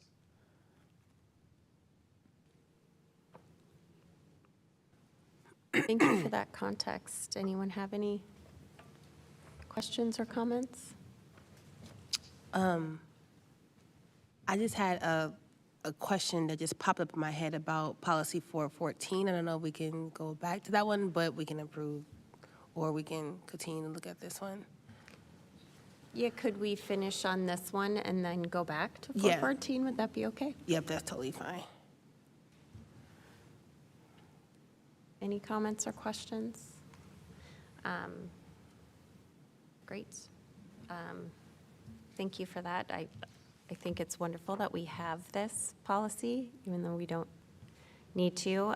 So now going back to 414, Director Roper, you had a question?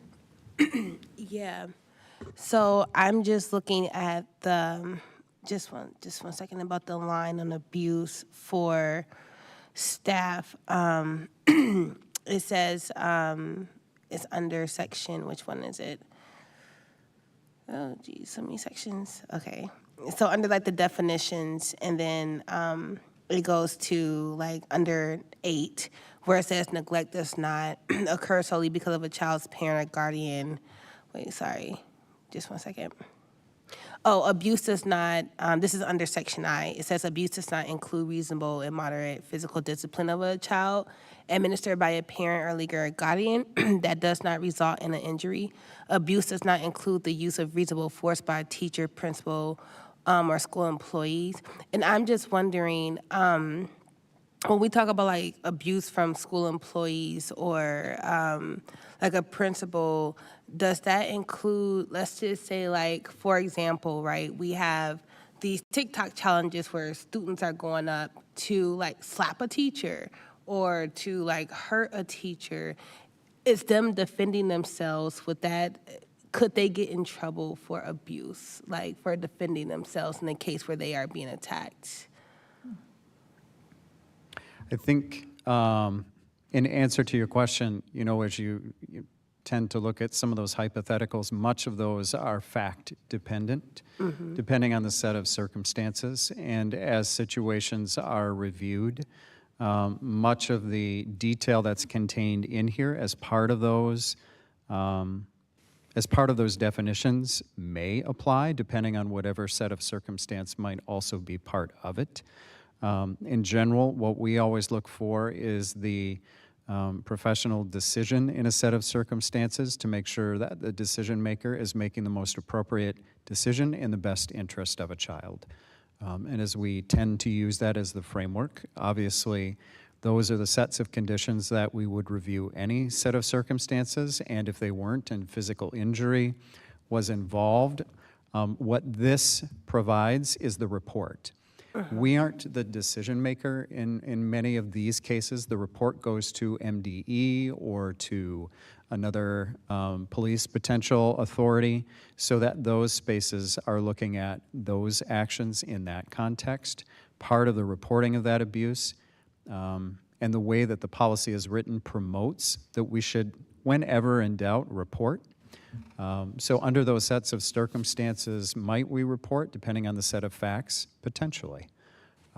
Given if there were injury, if there were other kinds of sets of circumstances that would necessitate it, we always encourage and promote, if there's ever a doubt, report. And then agencies will go through their protocols and evaluate all of this information based on the facts of that situation and what occurred. Does that help? Can I clarify further at all?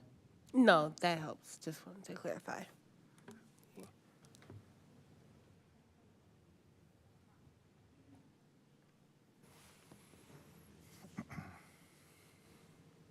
Anything else? Great. So I think we're good with all of these policies. So I would then look for a motion to approve the above policies in first read, and the board directs the administration to prepare the policies with suggested revisions for approval in second reading at the next meeting as part of the consent calendar. So moved. I have a motion. Is there a second? Second. I have a motion and a second. All those in favor? Aye. All those opposed? Seeing none, the motion passes. Thank you. Thank you. Thank you, Nick. Thank you. And now I would like to introduce something new because I forgot again to do the board member introductions. And maybe this will all help us give our board member reports. We will do that as part of our report. We will just go around the table, introduce ourselves to our community, and give a report if you have one. Could you start us off, Director Westmoreland? I'd be happy to. Hi, I'm Jen Westmoreland, she, her. This is my 7th year on the school board, and I'm a proud graduate of Hopkins High School. I have a 7th grader at West Middle School. And I think I mentioned this in the context of our restorative practices conversation at the last meeting, but one of the professional development things that I've done recently is I attended a youth justice symposium that was put on as a collaboration between the University of Minnesota Law School, St. Thomas Law School, and the Hennepin County Attorney's Office. And there were national experts on youth justice that came in for it, and then a lot of local talent and folks who research this and work in the field of youth justice. So a lot of conversations that kind of like spanned the educational context and the criminal legal system. And I learned a lot. And in that evening, there was an event hosted by a new group called Good Trouble Minnesota, and it's a group of educational justice advocates led by young people who are either still in public school districts or have recently graduated. And the work that they're doing is really rooted in restorative practices. It's the perfect example of student voice, and a group of young people who, took it upon themselves to start this organization and to invite in local decision makers. And so they've been working with legislators and county officials to try to drive change. And I am not going to say this student's name because I'm sensitive about that, but one of our Hopkins students was there, and part of this group. So it was really, really exciting to see them and know that there's a Hopkins connection to the work that's happening there. I have also been meeting with the National Local Progress School Board cohort. We recently released our statement of values as a group of progressive school board members nationwide. So we're using this value statement as kind of a foundation for our national advocacy, and then bringing it back to our home districts to share that with our community. So the website is localprogress.org. And you can go under the school board cohort section, and our statement of values is there. And I think you'll see some things that look really familiar because I brought forward a lot of the work that we've been doing in Hopkins as we were creating that. So thank you. Wonderful, thank you. Director Zhao. Hi, I'm Jiming Zhao. I have 2 kids in the school district. They go to the Xingxing at Eisenhower. So as Dr. Mary Perry Reed mentioned, it was Chinese New Year, Year of the Dragon. She mentioned that they had a performance, but also there was a second performance at the Mall of America in the rotunda right by that Barnes & Noble. And so I went out and the teachers, the Xingxing teachers, had a table to kind of promote the Xingxing program and Hopkins School District in general. As you can imagine, it's a K through 5 plus. So, as people, if you lose a student, they kind of stay permanently gone. So filling the pipeline initially is very, very important. And so we had a lot of good attendance there, handed out a lot of flyers, I think kind of educated people about the promise of Hopkins, and it was a really good event. And yeah, so that it was, thank you so much to the Xingxing teachers. I think you put in a lot of work there. So. Thank you. Vice Chair Ross. Yes, good evening. My name is Jason Ross. I have 3 kids in the Hopkins School District. All 3 of them attend Tanglin Elementary. I'm in my 3rd year of my first term. Yeah, I don't have a board report this week. Thank you. Hello, everyone. My name is Shannon Andreessen. I am chair of the board, and I also parent 2 kids. The eldest is a graduate of Hopkins Schools and currently at the University of Minnesota, Twin Cities. And I have a sophomore at the high school who is loving it there. And I also work as a special education paraprofessional in our Links to Learning program here in the district. And I will just give a quick update. It feels like it was just last week, but I think it was more weeks ago. I was in Washington, D.C. for the National School Board Association Equity Symposium and Advocacy Institute, which was illuminating, and we got to talk about a number of wonderful topics. One about about SEL and the equity inherent in that, and also messaging, and we talked about nutritional services, and I got to brag about Minnesota and Hopkins District in particular, and also discussed AI, which I thought was a really fascinating topic to have when we're thinking about the future of education and things that we can advocate around, but also how can that be a tool that we can use in education that can be used to drive forward innovation and equity. And so there were a lot of really great resources for school districts to use, and school boards in particular, that I will share with the board.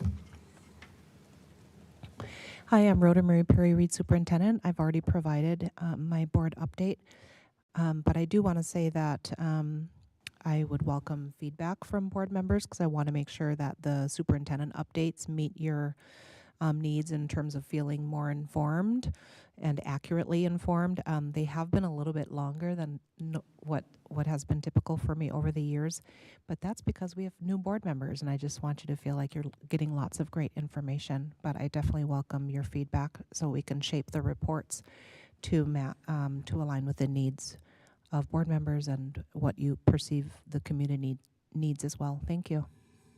And you're also a parent. Oh, yes. Sometimes I forget that I'm a mother, too. It happens. My kids are well aware of that, by the way. I do have a 10th grader at our fabulous high school. He loves it there. And I have a 6th grader at West Middle School, and she's also enjoying her school year. Hello, I am Rachel Hartland, and I have 3 children in the district who are in their 4th, 6th, and 8th grade years at various district buildings. And my spouse and I first open enrolled in this district and then later moved within boundaries. So we have lived here for 7 years, and I'm in my 3rd year on the board and in my 2nd month in my role as treasurer. And I think since our last meeting, there has been at least one CFAC meeting. I've attended the North Middle School Jazz and Drumline concert, which was last week on Thursday, and very much support our arts programs wherever and however they look in our schools. My children directly, and so many of their peers are directly impacted by the great teaching that happens there. And something that I'm especially grateful for is the perspective that it's not too late to have started your musical journey. And so I like that our teachers here highlighted that my children have many peers that are brand new to band this year and have done, and Hopkins, they've done a really nice job with a real equity focus on getting students up to speed, even in the absence of being able to provide private lessons. So we do have that kind of environment here where we can have students who might join us from other schools, or for whatever reason, maybe COVID did not join music right at the beginning. We also are starting new, like the drumline is brand new to Hopkins this year, and I mentioned that HEF funded their equipment earlier in my treasurer report. I have Director Zhao and I met with our student board reps about kind of goals and what they would like the rest of the year to look like. I'm a member of the Legislative Action Coalition, and the Minnesota State Legislative session has started, and so Then this begins kind of the second phase of the LAC's duties where we monitor or attempt to monitor. There's something like 53 bills. I can't remember exactly what our lead said, but an enormous amount of bills passed or introduced on the very first day of the session. And so we attempt to monitor all the ones that are relevant to Hopkins and provide feedback, both solicited and not, to our legislators on what the impacts of those legislation pieces might be on our district. And I think that that's all. Thank you. Hello, my name is Brooke Roper, and this is my first year on the board serving with you all. I go by she, her, hers pronouns, excuse me, and I have two wonderful children that are in the district. Just a few updates from me. Last week, Shannon and I had the amazing opportunity to go in to the jazz event at Gatewood Elementary, and it was such a vibe. The band did an amazing job, and Mayor Hanlon came, and there's parents there, and Jessica Winnie, who works over at Gatewood, did such a tremendous job, and she really deserves her flowers. Truly, she does so much for the district. So I just want to give her a public shout out, Jessica Winnie. If she's watching, we got you. And last week I spoke to about 20 different leaders across the state about electric school buses, and it was a really, okay, we're gonna do this again. Right? Here we are.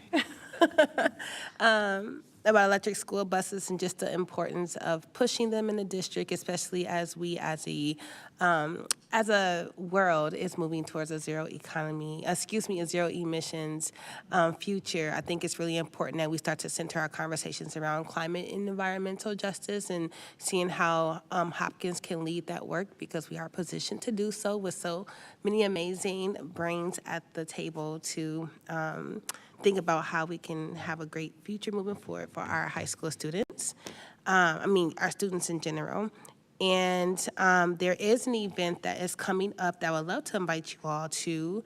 It is the COBADS event. They're going to be partnering with the Royally Speaking Black History Showcase at the Hopkins High School. And that event is on February 29th from 5 p.m. to 6:15. And just to reiterate, COBAS is the Caregivers of Black African Diaspora Scholars. It is a group that I help co-lead in collaboration with district leadership, another amazing parent named Belia Moore. And we, have a space for parents and caregivers to come together to talk about, their issues and to talk about their wins and their losses, and to collaborate with us on how we can ensure that their scholars' educational journey is a great one, and how we could support them through just various ways. And so there will be some amazing food there, celebrations. I know there's going to be a talent show or a showcase there. And so we'll be able to reflect and learn about the Black heritage. And so it will be the end of Black History Month. So please come out to celebrate Black folks, because we deserve it. So thank you so much. That's it. Flowers. Hello, I'm Kai Thompson. I am the clerk on the board, and this is my first year serving. I have 3 kids in the district, ranging from 3rd grade to 8th grade. Just one thing I wanted to be sure to highlight in my report is that the Hopkins boys Nordic ski team got 3rd place in the state meet 6 days ago, including the state champion. So that was very cool to see that out of Hopkins. And then speaking of Nordic skiing, the best skiers in the world were here at Theodore Wirth Park this weekend for the World Cup. And one of the women representing the United States, who was top 50 on Saturday, is a Hopkins High grad. So kind of cool to see as well. So thank you. Thank you. That's exciting. So I don't believe we have any public comment for our second open meeting agenda, so that I would look for a motion to adjourn. So moved. I have a motion. Is there a second? Second. I have a second. All those in favor? Aye. Any opposed? This meeting is adjourned at 8:50 p.m.